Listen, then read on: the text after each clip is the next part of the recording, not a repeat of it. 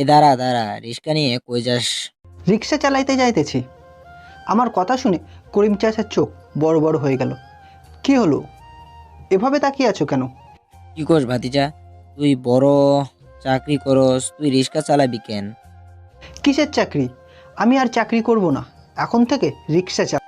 ভাতিজা, তুই হলি বড় পাস দেওয়া অফিসার, তুই রিক্সা চালাবি কেন? আমার চাকরি নাই, চাকরি চলে গেছে।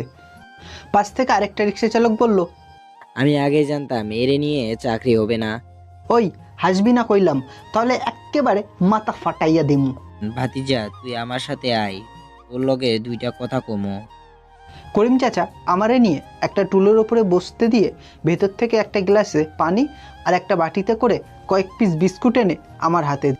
নে ভাতিজা, আগে কিছু খায়া নে, সকাল থেকে মনে হয় কিছু খাস নাই। আমি বিস্কুট আর পানি খেয়ে উঠে রিক্সার কাছে চলে এলাম।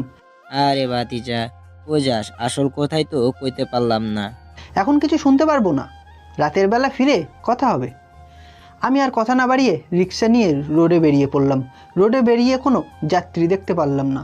এদিকে মনের ভিতরেও কোনো ফিলিংস নাই। রিক্সা চালাইতেছি, আমার একটা ভাব থাকবে অন্য লেভেলের, কিন্তু মনের ভিতর ফিলিংস আনতে গেলে আগে মনটারে চাঙ্গা কইরা নিতে হইবে। কি করা যায়, কি কইরা যায়, অনেকক্ষণ ভাবনা চিন্তা কইরা একটা বুদ্ধি মাথায় আসলো। আমি রিক্সাটা নিয়ে একটা কাপড়ের দোকানের সামনে থামিয়ে দোকান থেকে 60 টাকা দিয়ে একটা গামছা কিনে মাথাতে বেঁধে নিলাম। এখন আমার পুরা খাঁটি রিক্সা চালক লাগতেছে। এখন একটা রিক্সা চালকের ভাব আসছে মনের মধ্যে। হঠাৎ দেখি সামনে একটা সুন্দরী মেয়ে দাঁড়িয়ে আছে। মেয়েটাকে দেখে আমার মনে দিল্লিকা লাড্ডু ফুটতে লাগলো। মেয়েটা হয়তো কোনো বড় লোকের মেয়ে, গাড়ির জন্য অপেক্ষা করছে। আমি মেয়েটার দিকে তাকাতে তাকাতে রিক্সা চালাতে লাগলাম। হঠাৎ কেউ ও মাগো বলে চিৎকার দিল, সাথে সাথে আমার হুঁশ ফিরল। সামনে তাকিয়ে দেখি সেই মেয়েটা আমার রিক্সার সামনে পড়ে আছে। মেয়েটা পড়ে যাওয়া থেকে উঠেই বলতে শুরু করে, হেই বেটা, চোখে দেখিস না? রিক্সা চালাতে জানিস না, তাহলে রোডে নেমেছিস কেন? মেয়েটার দেখে সুন্দর মনে হচ্ছিল, কিন্তু মুখের ভাষা নাউজাবিল্লাহ। এই, আপনি আমার সাথে তুই তো গাড়ি করছেন কেন? আর আপনি আমার রিক্সার সামনে কি করছেন? এত বড় রাস্তা থাকতে আপনার আমার রিক্সার সামনেই আসতে হলো? কি বললি? আমি তোর রিক্সার সামনে এসেছি নাকি তুই আমাকে তোর রিক্সা দিয়ে ধাক্কা মেরেছিস? চোখকে পকেটে নিয়ে ঘুরিস নাকি? নাকি সুন্দরী মেয়ে দেখলে মাথা ঠিক থাকে না? কি, এই মেয়ে, তোর সাহস তো কম না? তুই আমার চরিত্র নিয়ে কথা বলিস? তোর বাবা মা তোকে শেখায়নি একটা সুন্দর স্মার্ট ছেলের সাথে কিভাবে কথা বলতে? শালি ফকিন্নি। তুই আমাকে গালি দিছস, আজকে তোর খবর আছে। আশেপাশে কি যেন খুঁজতে লাগলো। আমি এদিকে রিক্সা নিয়ে কেটে পড়লাম। মেয়েটাকে দেখে ক্র্যাশ খাইছি, কিন্তু এই মাইয়া যে বজ্জাত, না জানি আরেকটু সময় থাকলে কি অবস্থা হতো। ধুর, আমার মুডটাই খারাপ করে দিল। যাই হোক, মনটাকে চাঙ্গা রাখতে একটা গান গাই। ওসা কিনা গেছিস কিনা ভুইলা আমারে, আমি এখন রিক্সা চালাই, আমি এখন রিক্সা চালাই ঢাকা শহরে। ওসা কিনা গেছিস কিনা ভুইলা আমারে। এই রিক্সা বলে হঠাৎ কেউ ডাক দিল। সামনে তাকাতেই দেখি আরেকটা সুন্দরী মাইয়া, তবে এটার থেকে ওই বজ্জাত মাইয়াটা সুন্দর, তাই এটাকে দেখে আর ক্রাশ খাইলাম না। আফাগো, আপনি কই যাবেন? ভার্সিটিতে যাব, যাবেন? জামু, উঠেন, বহেন, তবে ভাড়া কিন্তু 50 টাকা দিতে হইব। আচ্ছা চলো, তুমি কম বলেছ, অন্য কেউ হলে 80 টাকা চেয়ে নিত। মাইয়াটার কথা শুনে আমার হার্ট অ্যাটাক করার মতন অবস্থা। শালার কত বড় বাসটা খাইলাম, 30 টাকা লস হইয়া গেল। করিম চাচা, আমারে মাফ কইরা দিস তুক্কু। আমি আর কথা না বাড়িয়ে রিক্সা চালাতে শুরু করলাম। ভার্সিটির সামনে যেতেই আমি অবাক, রাস্তার সেই বজ্জাত মাইয়াটা। মেয়েটাকে দেখে আমি মুখে গামছাটা পেঁচিয়ে রাখলাম যাতে আমাকে চিনতে না পারে। মেয়েটা রিক্সা থেকে নামতেই ওই বজ্জাত মেয়েটা দৌড়ে রিক্সার মেয়েটার কাছে চলে আসলো। রিক্সার কাছে আসতেই রিক্সার মেয়েটা, কি রে নীলা, বাসা থেকে বেরিয়ে তোকে কতবার ফোন করলাম, ধরলি না কেন? ও, তাহলে এই বজ্জাত মেয়েটার নাম নীলা। সবই ঠিক আছে, কিন্তু একটু রাগী। সমস্যা নাই, চলবে। আর বলিস না, সকালে এক রিক্সাওয়ালা ছেলে আমার মাথাটা গরম করে দিয়েছে। কেন, কি হয়েছে? নীলা মেয়েটাকে কিছু বলতে যাবে, তখন হঠাৎ মেয়েটাকে বললাম, আফাগো, আমার টাকাটা দিয়ে দেন, আমি জায়গা। তখন নীলা আমার দিকে তাকিয়ে রাগে কটমট করতে লাগলো। আমি বুঝলাম না কেন এমনটা করছে। নীলা হুট করে এসে আমার গামছাটা পেঁচিয়ে ধরে, বেটা, তোকেই তো আমি খুঁজতেছি, তখন তো পালিয়ে গেছিলি, এখন কোথায় পালাবি? আজকে তোর খবর আছে। তখন মেয়েটা নীলাকে টানতে টানতে দূরে সরিয়ে নিয়ে গেল। কি মেয়ে রে বাবা, আর একটু হলে তো আমাকে মেরেই ফেলতো।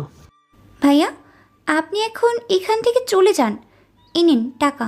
100 টাকার একটা নোট মেয়েটা আমার দিকে ছুঁড়ে মারলো, কিন্তু ভাড়া তো 50 টাকা, আমার কাছে তো ভাঙতি নাই। লাগবে না, আপনি রেখে দিন। তখন আমার মাথায় শয়তানের লাড়া দিল। আমি নীলার সামনে এগিয়ে গিয়ে, সেটা কি করে হয়, ভাড়া তো 50 টাকা, আপা গো আপনার কাছে 100 টাকা ভাঙতি আছে নি? দাঁড়া, তোর ভাঙতির ব্যবস্থা আমি করতেছি। সাথে সাথে রেগে গিয়ে আশেপাশে কি যেন খুঁজতে লাগলো। এদিকে আমি রিক্সাটা নিয়ে কেটে পড়লাম, ভালোই খেপিয়ে দিয়েছি। ওদিকে কী রে নীলা, তুই এই ছেলেটাকে দেখি এইভাবে খেপে গেলি কেন? তুই আমার বেস্ট ফ্রেন্ড না, তুই আমার বেস্ট শত্রু। লে হালুয়া, আবার কি করলাম?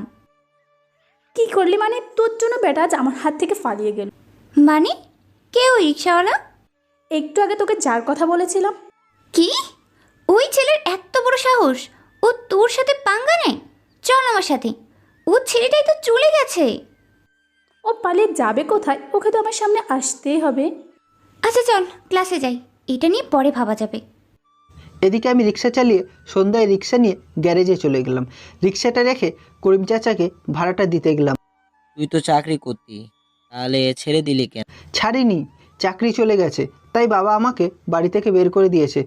সামান্য চাকরি যাওয়াতে কেউ বাড়ি থেকে বের করে দেয়? সেই জন্য না চাচা, অন্য কারণে। কি কারণ বলতে শুনি। যেই অফিসে আমি চাকরি করতাম সেই অফিসের বস আমাকে একটা কাজ করতে দিয়েছিল। কাজটাতে সামান্য একটা ভুল হওয়ায় আমাকে সবার সামনে থাপ্পড় মেরেছিল। আমিও কম নাকি, দিয়েছি বসের মাথা ফাটিয়ে। 2 দিন হাসপাতালের বিছানাতে শুয়েছিল। কি সাংঘাতিক পোলা তুই। পরের দিন সকালে আবার রিক্সা নিয়ে বেরিয়ে পড়লাম। আজকে ছদ্মবেশী সেজে গেলাম, যাতে মেয়েটা রাস্তাঘাটে আমার ইজ্জতের ফালুদা না বানায়। আজকে লুঙ্গি পরে বের হলাম, নিচে হাফ প্যান্টও আছে। দেখতে পেলাম আজকেও নীলা রিক্সার জন্য দাঁড়িয়ে আছে। আমি কোনো কথা না বলে চুপিসারে কেটে পড়তে চাইলাম, কিন্তু কথায় আছে না, যেখানে বাঘের ভয় সেখানেই সন্ধ্যা। এই রিক্সা। আমি না শোনার ভান করে চলে যাচ্ছিলাম, হঠাৎ নীলা পিছন থেকে দৌড়ে এসে রিক্সা থামালো। এই বলেছি না দাঁড়াতে, তারপরও পালাচ্ছিলি কেন? আফাগো, আপনার ডাক আমি শুনতে পাই নাই। এই তোমাকে চেনা চেনা মনে হচ্ছে, কোথায় যেন দেখেছি। আবার যখন কিছু বলতে যাব তখন হঠাৎ করে আমার মুখের গামছাটা সরে যায়। হারামি, তোকে আজ আমি। পরে কিছু একটা ভেবে বলল, আজকে আমার জন্মদিন, তাই আজকের মতো তোকে ছেড়ে দিচ্ছি, কিন্তু নেক্সট টাইম আমার পেছনে রাখলে কিন্তু খবর আছে। ঠিক আছে আফা। এই আমাকে আফা বলবি না, আফাটা একটা আমার বিচ্ছিরের আগে শুনতে। তো কি কইতাম আপনারে? নীলা যেটা বলল সেটা শুনে আমার চোখ কপাল উঠে গেল। বউ বলবি? টুকু নীলা বলবি। আমার নাম নীলা চৌধুরী, আর এখন থেকে প্রতিদিন আমি তোর রিক্সা করে বাস সিটিতে যাব। আউচ! এবার চল। কিছু দূর যেতেই আমি হঠাৎ রিক্সা দাঁড় করালাম। নীলা, দেখেন তো এখন কয়টা বাজে? 9:17 বাজে। আপনার ভার্সিটি শুরু কয়টা থেকে? আর এখান থেকে ভার্সিটি যেতে কত সময় লাগবে? ভার্সিটি শুরু 10:30-এ, আর এখন থেকে ভার্সিটি যেতে 5 মিনিটের মতো সময় লাগবে। কিন্তু কেন? আপনি ততক্ষণ রিক্সাতে বসে অপেক্ষা করতে থাকুন, আমি কিছুক্ষণ পর ভেতর থেকে আসছি। খবরদার এখান থেকে নেমে কোথাও যাবেন না কিন্তু। দেখুন, আমি আপনার সব প্রশ্নের উত্তর দিতে বাধ্য নই। এখানে বসে থাকতে বলেছি, বসে থাকুন ব্যাস। আচ্ছা। আমি নীলাকে রিক্সায় রেখে একটা বড় বাজারের ভিতরে ঢুকে গেলাম। প্রায় 40 মিনিট পর আবার রিক্সার কাছে ফিরে এলাম। আপনার এত সময় লাগে আসতে? কোথায় গিয়েছিলেন আপনি? আমি কোনো কথা না বলে আবার রিক্সা চালাতে শুরু করলাম। কিছুক্ষণ পর নীলার ভার্সিটিতে পৌঁছালাম। নীলা রিক্সা থেকে নেমে আমাকে ভাড়া দিল। আমি আবার ভাড়াটা নীলাকে ফিরিয়ে দিলাম। নীলা অবাক চোখে আমার দিকে তাকিয়ে রইল। আমি একটা মুচকি হাসি দিয়ে পিছন থেকে একটা গোলাপ আর চকলেট নিয়ে নীলার বার্থডে উইশ করলাম। নীলা এখনও আমার দিকে অবাক চোখে তাকিয়ে আছে। আমি আর কিছু না বলে রিক্সা নিয়ে চলে এলাম। রাতের বেলা রিক্সা নিয়ে বাসার দিকে যাচ্ছিলাম, হঠাৎ কোথা থেকে একটা পুলিশের গাড়ি এসে আমার রিক্সার সামনে দাঁড় করালো। আমি রিক্সা থেকে নেমে, কি হইল স্যার, আমার পথ আটকালেন কেন? এই ছবিটা দেখো তো, এই ছবিটার ব্যক্তিকে তুমি চেনো নাকি? জি স্যার, এই লোকটা আজ আমার রিক্সাতে উঠেছিল, তবে লোকটা খুব তাড়াহুড়ো করে মাঝপথে রিক্সা থেকে নেমে পালিয়ে গেল। আমি পিছন থেকে লোকটাকে অনেক ডাকাডাকি করলাম, কিন্তু কে শোনে কার কথা। আমি ভাবলাম হয়তো বেটা ভাড়া না দেওয়ার ভয় পালিয়ে গেছে। কি? ও আচ্ছা, লোকটা কোন জায়গা থেকে তোমার রিক্সা থেকে পালিয়ে গেছে মনে আছে কি? হ্যাঁ স্যার, মনে আছে। আচ্ছা, তুমি রিক্সা নিয়ে আমাদের সাথে চলো, জায়গাটা আমাদের দেখিয়ে দিবে। কিন্তু স্যার, আমায় যে বাসায় যেতে হবে। আরে আজকে না হয় একটু দেরি করে গেলে সমস্যা নাই। চলো তো তুমি। আচ্ছা আহেন। তুমি রিক্সা নিয়ে আগে আগে চলো, আমরা তোমার পিছে আসছি। আমি রিক্সা চালিয়ে আগে যেতে লাগলাম। কিছুক্ষণ পর রিক্সা নিয়ে লোকটা যেখান থেকে পালিয়েছিল সেখানে দাঁড় করালাম। স্যার, এই যে সেই জায়গা। লোকটা এখান থেকে নেমে পিছনের ওই গলিতে দৌড়ে পালিয়ে গিয়েছিল। তুমি ঠিক দেখেছিলে তো, লোকটা এই গলি দিয়ে ঢুকেছে। জি স্যার। ধন্যবাদ তোমাকে আমাদের কাজে সাহায্য করার জন্য। আচ্ছা, তুমি এখন যেতে পারো। সারাদিন অনেক পরিশ্রম করেছ, বাসায় গিয়ে রেস্ট করো। জি স্যার, ভালো থাকবেন। আমি তাহলে আসি। আল্লাহ হাফেজ। ঠিক আছে, যাও। রাত 11টা বাজে। আমি করিম চাচার গ্যারেজে পৌঁছালাম। আমাকে দেখা মাত্র করিম চাচা আমার কাছে ছুটে এলো। কিরে ভাতিজা, এত রাত পর্যন্ত কোথায় ছিলি? আরে, রিক্সা চালিয়ে বাসায় ফিরছিলাম, হঠাৎ রাস্তায় পুলিশ আমাকে আটকে দিল। কি কি কস? পুলিশ তোরে মারে নাই তো? আরে না, সেসব কিছু না। পরে চাচাকে সব কিছু খুলে বললাম। ও আচ্ছা, ঠিক আছে, হাত মুখ ধুইয়া খাওন খান দাওন কইরা রেস কর গিয়ে। ঠিক আছে, এই নাও তোমার ভাড়া। আর তোর ভাড়া দিতে হইব না, তুই বাসায় যাওয়া রেস কর। আচ্ছা চাচা, তুমি আমার কাছ থেকে রিক্সার ভাড়া রাখো না কেন? আরে, তুই হইলি আমার পোলার মতো, বাবা কি কখনো পোলার কাছ থেকে ভাড়া নিতে পারে? চাচার কথা শুনে দু চোখে পানি চলে আসলো। আমি আমার সারাদিনের পরিশ্রম চাচাকে দিয়ে দিলাম। চাচা আমার দিকে অবাক চোখে তাকিয়ে থাকলো। কি কস ভাতিজা, সব টাকা আমারে দিতাছস কেন? চাচা, তুমি না একটু আগে বললে আমি তোমার ছেলের মতো, তাই ছেলে হিসেবে আমার আজকের সমস্ত পরিশ্রম আমার বাবাকে দিয়ে দিলাম। খুশিতে করিম চাচার দু চোখে পানি চলে এলো। আমি চাচার দু চোখের পানি মুছে দিলাম। আরে চাচা, কি হলো? তুমি কান্না করছো কেন? ভাতিজা, এই কান্না খুশির কান্না। তোর মা খুব ভাগ্যবতী, তোর মতো একজন বড় মাপের মানুষকে সে গর্ভধারণ করেছিল। দূর চাচা, কি যে বলো না। আমার আর ভাগ্য কোথায়? ছোটবেলায় মাকে হারিয়ে আমি একা। বাবা তো তার বিজনেস নিয়ে বছরের অর্ধেকটা সময় দেশের বাইরে থাকে। ছোটবেলা থেকেই তো তুমিই আমাকে কোলে পিঠে করে মানুষ করেছিলে। আচ্ছা, আমি বাসায় যাই, অনেক রাত হয়েছে, তুমি ঘুমিয়ে পড়ো। ভাতিজা, তুই বসাই যা, আমি একটু পরে ঘুমাবো। আচ্ছা ঠিক আছে। আমি বাসায় এসে ফ্রেশ হয়ে রাতের খাবার খেয়ে ঘুমিয়ে পড়লাম। পরের দিন সকালে আমি রিক্সা নিয়ে নীলার বাসার সামনে অপেক্ষা করতে লাগলাম। কিছুক্ষণ পর নীলা বাসা থেকে বেরিয়ে আমাকে দেখতে পেয়ে খুশিতে রিক্সার কাছে এসে যখনই রিক্সায় উঠতে যাবে, হঠাৎ অপর পাশ থেকে আরেকটা লোক রিক্সাতে উঠে বসলো। এ রিস্কা, রামপুর চলো। ওই কে আপনি? না বলেই রিক্সাতে উঠে পড়লেন, নামেন বলছি। আরে বাবা, রিস্কাওয়ালার আবার ভাব আছে। আচ্ছা চলো, ভাড়া বাড়িয়ে দিব। আর পুত, তুই রিক্সা থেকে নামবি নাকি তোরে উষ্টা মায়েরা ফেলাই দেবো আমার রিক্সা থেকে? লোকটা নীলার দিকে। বুঝি বুঝি, সবাই বুঝি। তোরে অহন বুঝাইতেছি। আমি রিক্সা থেকে নামতেই লোকটা রিক্সা থেকে নেমে দৌড়ে পালালো। আপনি দাঁড়িয়ে আছেন কেন? নীলা একটা মুচকি হাসি দিয়ে রিক্সাতে উঠে বসলো। আমিও রিক্সা চালাতে শুরু করলাম। কিছু দূর যেতেই। আচ্ছা, তুমি লোকটাকে নিয়ে গেলে না কেন? সে তো ভাড়া ডাবল দিতে চেয়েছিল। আমার রিক্সা, আমি যারে খুশি তারে রিক্সাতে উঠামো। আবার কিছু দূর যেতেই গতকালের মতো আজকেও রিক্সা থামিয়ে আজকে একটা গলির ভিতরে ঢুকে গেলাম। প্রায় আধা ঘন্টা পর আবার রিক্সার কাছে এসে রিক্সা চালাতে শুরু করলাম। কিছুক্ষণ। আচ্ছা, তুমি প্রতিদিন রিক্সা থামিয়ে কোথায় যাও? গতকাল একবার গিয়েছিলে, আজ আবার? আপনার ভার্সিটিতে এসে গেছি না। আমার প্রশ্নের উত্তর কিন্তু দিলে না। কোথায় যাও রিক্সা থামিয়ে? আমি নীলার কথার প্রশ্নের কোনো উত্তর না দিয়ে রিক্সা ঘুরিয়ে চলে আসব, তখনই নীলা পিছন থেকে। আরে, রিক্সা ভাড়া তো নিয়ে যাও। আপনার কাছে রেখে দিন, কোনো দিন সময় হলে নিব। আজব তো। হঠাৎ পিছন থেকে নীলার কাঁধে কেউ হাত রাখতেই নীলা চমকে ওঠে। পিছনে তাকিয়ে দেখে নীলার বেস্ট ফ্রেন্ড তাসফিয়া। কি রে নীলা, ওদিকে তাকিয়ে কি দেখিস? আজব একটা লোক, প্রতিদিন আমাকে রিক্সা করে বসিয়ে রেখে কোথায় যেন চলে যায়। ঘন্টাখানেক পর আবার ফিরে আসে, কিছু জিজ্ঞেস করলে এড়িয়ে চলে। পরের দিন আবার নীলার বাসার সামনে যেতে আজ নীলাকে দেখতে পেলাম না। অনেকক্ষণ নীলার বাসার সামনে বসে থেকেও নীলা বাইরে আসলো না। অবশেষে নীলাকে ফোন করলাম। নীলা ফোনটা রিসিভ করতেই, হ্যালো নীলা, আপনি কোথায়? আমি অনেকক্ষণ আপনার বাসার নিচে বসে আছি, আপনাকে দেখতে না পেয়ে ফোন করতে বাধ্য হলাম। আজ কি ভার্সিটিতে যাবেন না? সরি, আসলে আজ আমার ভার্সিটিতে জরুরি একটা কাজ থাকতে আজ অনেকটা আগে চলে এসেছি। তুমি বরং বসে না থেকে ভাড়া মারতে যাও। আচ্ছা ঠিক আছে। আবার নীলের বাসার সামনে থেকে রিক্সা নিয়ে চলে এলাম। আজকে আমি ভার্সিটি যাব না, আজ দেখবো তুমি আমাকে রিক্সাতে বসিয়ে রেখে ঘন্টা ঘন্টা কোথায় থাকো। আমি চলে আসতেই নীলা বাসা থেকে। এই মামা দাঁড়ান। আপা, আপনি কই যাবেন? ওদের সামনে যে রিক্সাটা দেখছে ওটাকে ফলো করে। আচ্ছা আপা। আমি মনের সুখে গুনগুন করে গান গাচ্ছিলাম আর রিক্সা চালাচ্ছিলাম। একটা পার্কের সামনে রিক্সা থামিয়ে পার্কের ভিতরে ঢুকে গেলাম। মামা মামা এখানটাতে রিক্সা থামান। আচ্ছা আপা।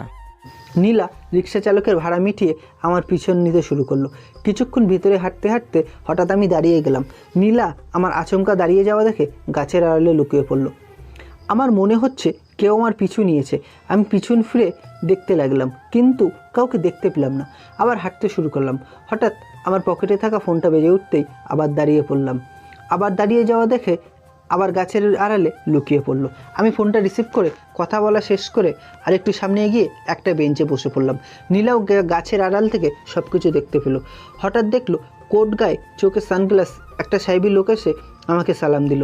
লোকটার সাথে প্রায় 1 ঘন্টা কথা বলার পর লোকটা আমার হাতে একটা খাম ধরিয়ে দিল। আমি খামটার কোমরে লুকিয়ে আমি পার্ক থেকে বেরিয়ে গেলাম, আর লোকটাও চলে গেল। নীলা আবার আমার পিছু নিতে শুরু করলো। আমার বারবার মনে হচ্ছিল কেউ মনে হয় আমাকে ফলো করছে, কিন্তু আমি তাকে দেখতে পাচ্ছি না। আমি আর না দাঁড়িয়ে রিক্সা নিয়ে চলে এলাম। নীলার মনে এখন আমাকে নিয়ে সন্দেহজনক সৃষ্টি তৈরি হলো। নীলা শুধু এটাই ভাবছে কে আমি, আর ওই লোকটাই বা কে, আর ওই খামটা কিসের। পরের দিন নীলা আমার জন্য বাসার সামনে অপেক্ষা করতে লাগলো, কিন্তু আমার আসার কোনো নামগন্ধ নেই। এভাবে একটা সপ্তাহ কেটে গেল। নীলা এখন আমাকে আর রিক্সা চালাতে দেখে না। নীলা প্রতিটা দিন আমার অপেক্ষায় বাসার সামনে দাঁড়িয়ে থাকে। আমাকে না পেয়ে মন মারা হয় ভার্সিটিতে যায়। আজও নীলা মন মারা হয় ভার্সিটিতে গিয়ে আমার কথা ভাবছে। তখন তাপসিয়া, কিরে নীলা, লক্ষ্য করে দেখছি ইদানিং তুই সবসময় মনমরা হয়ে থাকিস, কি হয়েছে তোর? না আমার আবার কি হবে, কিছু হয়নি। এইদিকে আজ আমি রিক্সা নিয়ে সোজা ভার্সিটিতে ঢুকে পড়লাম। আমাকে রিক্সা নিয়ে ঢুকতে দেখে ভার্সিটির সকল স্টুডেন্ট আমার দিকে হা করে তাকিয়ে আছে। আমি রিক্সা নিয়ে সোজা প্রিন্সিপালের রুমের সামনে দাঁড় করালাম। প্রিন্সিপালের রুমের সামনে গিয়ে বাড়ি থেকে প্রিন্সিপালকে সালাম জানালাম। প্রিন্সিপাল আমার দিকে অবাক চোখে তাকিয়ে আমার সালামের উত্তর দিল। ভেতরে আসতে পারি স্যার? হ্যাঁ হ্যাঁ, ভেতরে আসো। ধন্যবাদ স্যার। বলো তোমাকে কিভাবে সাহায্য করতে পারি? স্যার, আমি ভর্তি হতে এসেছি। প্রিন্সিপাল আমার পা থেকে মাথা অবধি ভালো করে দেখলো। সবই ঠিক আছে, কিন্তু তোমার পোশাক? কারণ আমি একটা ফুলহাতা শার্ট আর একটা লুঙ্গি পরে ভর্তির জন্য এসেছি। আরে রাখেন তো আপনার পোশাক, আজ ক্লাস করব নাকি? আজ তো ভর্তির জন্য এসেছি। তাহলে ঠিক আছে। আচ্ছা, তোমার ভর্তির সকল পেপারস আমাকে দাও। কিছুক্ষণ পর ভর্তি শেষ। আমি প্রিন্সিপালকে একটা ধন্যবাদ জানিয়ে বাইরে চলে আসলাম। বাইরে আসতেই সবাই আমাকে দেখছে আর হাসছে, কারণ এই প্রথম হয়তো কেউ রিক্সা নিয়ে লুঙ্গি পরে ভার্সিটিতে ভর্তির জন্য এসেছে। তাতে আমার কি? আমি আমার মতো রিক্সা নিয়ে ভার্সিটির গেট পর্যন্ত যেতেই নীলা আমার রিক্সার সামনে এসে দাঁড়ালো। আমি রিক্সা থামাতেই নীলা আমার কাছে আসলো। কোথায় ছিল এতদিন, আর ভার্সিটিতে কি করতে এসেছো? ভর্তির জন্য এসেছি। এখন থেকে আমি এই ভার্সিটিতেই পড়বো। আমার কথা শুনে নীলা চোখ বড় বড় করে পা থেকে মাথা অবধি তাকিয়ে হাসতে হাসতে, তুমি রিক্সা চালক হয়ে লুঙ্গি গামছা গায়ে ভার্সিটিতে ভর্তি হতে এসেছো? রিক্সাওয়ালা হয়ে ভার্সিটিতে পড়বে? নীলার কথা শুনে খুব খারাপ লাগলো। আমি রিক্সাওয়ালা বলে কি ভার্সিটিতে পড়তে পারি না? এতে হাসির কি হলো? হাসছেন কেন? আমি রিক্সাওয়ালা তো কি হয়েছে, তাই বলে কি আমি ভার্সিটিতে পড়তে পারি না? নাকি রিক্সাওয়ালাদের পড়ালেখা করা বারণ? নীলা বুঝতে পারলো আমি তার কথায় মন খারাপ করেছি। নীলা হাসি বন্ধ করে, আসলে আমি সরি হাসার জন্য, কিন্তু তুমি যা ভাবছো আসলে সেটা না। আমি বলতে চেয়েছি। আমি আর কিছু না বলতে দিয়ে রিক্সাটা নিয়ে চলে আসলাম। আমি কখনো ভাবতেও পারিনি নীলা এভাবে বলবে। ওইদিকে তুই শুধু শুধু ছেলেটাকে এইভাবে বলতে গেলি কেন? বিশ্বাস কর, আমি ওকে ওভাবে বলতে চাইনি। আমি বুঝতে পারিনি আমার সামান্য কথায় ও এতটা কষ্ট পাবে। আচ্ছা, এসব এখন বাদ দে, পরে ওর কাছে ক্ষমা নিয়ে নিবি। এখন চল ক্লাসে যাই। না, আজকে আমার ক্লাস করতে ভালো লাগছে না, আমি বাসায় চলে যাচ্ছি। তাসফিয়াকে কথাটা বলে নীলা ভার্সিটি থেকে বাসায় চলে আসলো। পরের দিন থেকে আমি ভার্সিটিতে যাওয়া শুরু করলাম। ভার্সিটিতে যেতেই কিছুক্ষণ পর নীলা আমাকে দেখতে পেয়ে আমার কাছে আসে। আমি নীলাকে দেখে অন্যদিকে চলে যাব, হঠাৎ নীলা সেটা বুঝতে পেরে আমার সামনে দৌড়ে এসে আমার পথ আটকে দেয়। কি হলো? পথ আটকে দাঁড়ালে? আমি সরি, আসলে গতকাল তোমাকে আমি ওভাবে বলতে চাইনি। আমি বলতে চেয়েছি। নীলার কথা শেষ হওয়ার আগেই আমার পকেটে থাকা ফোনটা বেজে উঠলো। ফোনের স্ক্রিনের দিকে তাকিয়ে আমি নীলার থেকে কিছুটা দূরে সরে গেলাম। কথা বলা শেষ করে পিছনে তাকাতেই কিছুটা চমকে উঠলাম। কথা বলা শেষ করে পিছনে তাকাতেই দেখি নীলা আমার দিকে চোখ বড় বড় করে তাকিয়ে আছে। কি হলো? আপনি এভাবে তাকিয়ে আছেন কেন? কে ছিল? কার সাথে কথা বলছিলে? এই রে, নীলা আবার সব শুনে ফেললো না তো? কি হলো, কিছু বলছো না যে? জি, আমার এক বন্ধুর সাথে।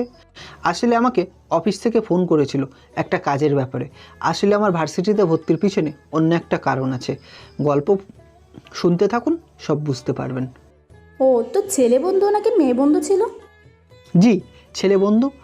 অনেক দিন দেখা সাক্ষাৎ হয়নি তো ও আচ্ছা, তাহলে ঠিক আছে। ঠিক আছে মানে বুঝতে পারলাম না। তোমাকে বুঝতে হবে না। আচ্ছা শোনো, আসলে গতকাল তোমাকে ওভাবে বলার কারণে হয়তো কষ্ট পেয়েছো, তাই আই এম সরি। আরে না, আমি কিছু মনে করিনি। আমারও প্রথমে মনে হয়েছিল আপনি মনে হয় আমাকে নিয়ে ঠাট্টা করছেন। এখন বুঝতে পারছি আমার বুঝতে ভুল হয়েছিল, তার জন্য আমি দুঃখিত। আচ্ছা যাই হোক, এই বিষয়ে এখন আলোচনা না করাই ভালো। আচ্ছা তুমি কোন ইয়ারে ভর্তি হয়েছো সেটাই তো জানা হলো না। জি, অনার্স সেকেন্ড ইয়ার। আমিও তো ওনার সেকেন্ড ইয়ার। চলো ক্যান্টিনে যাই, কিছু খেয়ে আসি। আমি যাব না, আপনি গিয়ে খেয়ে আসুন। আমি সকালে বাসা থেকে। তোমার খেতে হবে না, আমি খাবো আর তুমি তাকিয়ে দেখবে। চলো। নীলা আমাকে জোর করে ট্রেনে ক্যান্টিনে নিয়ে দুইজনের জন্য খাবার অর্ডার করলো। আরে আবার আমার জন্য খাবার অর্ডার করতে গেলেন কেন? আমি তো বললাম আপনাকে আমি সকালে বাসা থেকে খেয়ে এসেছি। তো কি হয়েছে, আমার সাথে না হয় আরেকবার খেলে। এখন চুপচাপ বসে খাবার খাও। জানি কিছুতেই কোনো কাজ হবে না, খেতে আমাকে হবেই।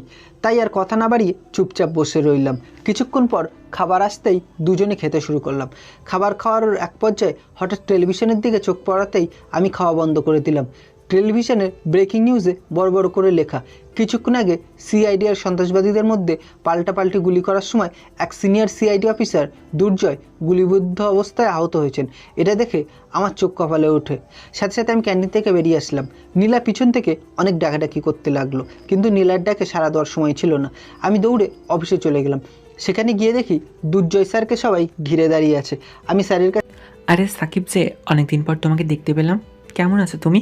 আর কাজটা কতদূর সম্পূর্ণ করলে? আরে কাজ পরে করা যাবে, আগে এটা বলুন আপনার হাতে কি হয়েছে? কই, আরে না তেমন কিছু না, একটু ব্যথা পেয়েছি আর। দেখুন স্যার, আমি কিন্তু টিভিতে সব দেখেই ছুটে এসেছি, প্লিজ কিছু। আর টেলিভিশনের কথা রাখো তো, রিপোর্টাররা একটু হলে আর একটু বানিয়ে বলে আসলে গুলিটা আমার হাতের পাশ দিয়ে কিছুটা ছিদ্র হয়ে বেরিয়ে গেছে। হাসপাতাল থেকে ড্রেসিং করে নিয়েছি, কয়েকদিন পর এমনিতে ঠিক হয়ে যাবে। তুমি শুধু শুধু চিন্তা করছো। আচ্ছা তোমাকে যে কাজটা দেওয়া হয়েছে সেটা কি শুরু? জি স্যার, আগামীকাল কলেজে। গুড, এখন তুমি ভার্সিটি ফিরে কাজে লেগে পড়ো। আর আমার কথা চিন্তা করো না, এখন আমি সম্পূর্ণ বিপদ। ঠিক আছে স্যার, আমি তাহলে এখন আসি, নিজের খেয়াল রাখবেন। আচ্ছা এখন আসো, বেস্ট অফ লাক। আমি অফিস থেকে আবার ভার্সিটিতে গেলাম। ক্লাস শুরু হতে আর মাত্র 2 মিনিট বাকি আছে। দৌড়ে ক্লাসে চলে গেলাম। ক্লাসে যেতেই কিছুক্ষণ পর স্যার ক্লাসে প্রবেশ করলো। ক্লাস শেষ হতেই আবার ক্লাস থেকে ক্যাম্পাসে চলে আসলাম। কিছুক্ষণ পর নীলা আমার সামনে এসে রাগী চোখে চোখ বড় বড় করে আমার দিকে তাকিয়ে রইল। কি হলো, এভাবে তাকিয়ে আছেন কেন? তুমি কোথায় গিয়েছিলে? আমাকে একা রেখে ফালালে কেন? মানে আসলে আমার আর কিছু বলতে যাব তার আগেই। বুঝতে পেরেছি, ক্যান্টিনের বিল দেওয়ার ভয় দৌড়ে ফালিয়েছিলে, তাই তো? আপনাকে কে বলেছে এসব? তাহলে ফালালে? আমার একটা জরুরি কাজ ছিল, সেটা মনে পড়তেই দৌড়ে গিয়েছিলাম। ও আচ্ছা, এখন চলো আমার সাথে। কোথায় যাব? জাহান্নামে। তো আপনি একাই যান, আমাকে কেন রাখছেন? আমি একা যাবো কেন, তোমাকে আমার সাথে যেতে হবে। চলো বলছি। কি আজব, আমি কেন জাহান্নামে যাব? আমি বলেছি তাই যাবি, চল আমার সাথে। আমি যাব না, তারপরেও আমাকে টেনে হিচড়ে নিয়ে গেল। আমাকে নিয়ে একটা নির্জন লেকের পাড়ে নিয়ে গেল। সেখানে দুজনে একটা বেঞ্চে বসলাম। হঠাৎ নীলা। জায়গাটা খুব সুন্দর। হুম। জায়গাটা আমার খুব পছন্দের। এই জায়গাটাতে আমার অনেক স্মৃতি জড়িয়ে আছে। আমার যখনই মন খারাপ করে আমি এই জায়গাটাতে ছুটে চলে আসি। ও, আসলেই জায়গাটা অনেক সুন্দর। আচ্ছা তোমার পরিবারে কে কে আছে? আমার পরিবারে আমি, বাবা আর আমার এক চাচা আছেন। মা ছোটবেলা আমাকে রেখে উপরে চলে গেছে। সরি, আসলে আমি না জেনে তোমাকে কষ্ট দিলাম। ঠিক আছে, সমস্যা নাই। নীলা আমার প্রশ্ন শুনে চুপ করে রইল। আমি বুঝতে পারলাম হয়তো আমার প্রশ্ন শুনে নীলার মন খারাপ করেছে। ঠিক আছে, না বলতে চাইলে। আসলে ছোটবেলা আমার মাও মারা যায়। ওই যে সামনে যে বটগাছ দেখছো, ওটা আমার মা আর আমি এখানে লাগিয়েছি। মা মারা যাওয়ার পর ওই বটগাছটাই আমার মায়ের মতো। এই জন্য এই জায়গাটা আমার খুব খুব পছন্দের। আর আমার বাবা, আমার মা মারা যাওয়ার কয়েকদিন মাথায় আরেকটা বিয়ে করে, যাকে বলি সৎ মা। সৎ মা হওয়ার পরেও তাকে আমি নিজের মায়ের মতো মনে করতাম, সেও আমাকে নিজের মেয়ের মতো মনে করতো। বিয়ের 1 বছর পর তাদের কোল জুড়ে এলো ছোট একটা পুটপুটে কন্যা সন্তান। তারপর থেকে আমি হয়ে গেলাম 2 চোখের কাঁঠা। সারাদিন আমার ওপর মা বাবা দুজনে অত্যাচার শুরু করলো। তারপর একদিন আমার খালা এসব জানতে পেরে আমাকে তার কাছে এনে নিজের মেয়ের মতো বড় করে। নীলার কথা শুনে কখন জানি আমার 2 চোখ দিয়ে টপ টপ করে পানি পড়তে লাগলো। বুঝতেই কি হলো, তুমি কাঁদছো কেন? না, কিছু না, চোখে হয়তো উপর থেকে কিছু একটা পড়েছে, তাই চোখ দিয়ে পানি পড়ছে। আচ্ছা চলো, অনেক বেলা হয়ে গেছে, দেরি হলে পরে খালামণি খুব টেনশন করবে। চলো। নীলা তারপর বাসায় চলে গেল, আমিও বাসায় চলে আসলাম। নীলার সাথে এভাবে কয়েকটা দিন কেটে যাওয়ার পর আমার মনে হলো আমি হয়তো নীলাকে ভালোবেসে ফেলেছি, কিন্তু নীলা কি আমাকে ভালোবাসে কি না সে জানি না। ইচ্ছে করছে নীলাকে আমার মনের কথাটা বলেই ফেলি, পরে যা হবে দেখা যাবে, যেই ভাবা সেই কাজ। পরের দিন ভার্সিটিতে গিয়ে, নীলা তোমাকে একটা কথা বলার ছিল, কিন্তু কিভাবে বলবো বুঝতে পারছি না। আমারও তোমাকে কিছু বলার ছিল। ঠিক আছে তুমি বলো, তারপর আমি বলবো। নীলা, আমি তোমাকে বলো, তুমি আমাকে কি বলো? না মানে আমি তোমাকে কি না মানে মানে করছো? নীলা, আমি তোমাকে ভালোবাসি। চোখ বন্ধ করে একদমই বলে দিলাম, কিন্তু নীলার দিক থেকে কোনো রেসপন্স পাচ্ছি না।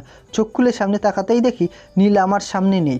আমি নীলাকে ক্লাস, ক্যাম্পাস সব জায়গাতেই খুঁজতে লাগলাম, কিন্তু কোথাও খুঁজে পেলাম না। পরে নীলার বেস্ট ফ্রেন্ড তাসিফিয়াকে বললাম, তাসিফিয়া তুমি। হ্যাঁ, নীলা তো কিছুক্ষণ আগে ভার্সিটি থেকে বেরিয়ে গেল। ও এ কি ভাইয়া, আপনার মন খারাপ কেন? নীলার সাথে কি কিছু হয়েছে? না, এমনি। তার মানে নীলা আমাকে ভালোবাসে না? কেন ভালোবাসবে আমার মতো একজন রিক্সাওয়ালাকে?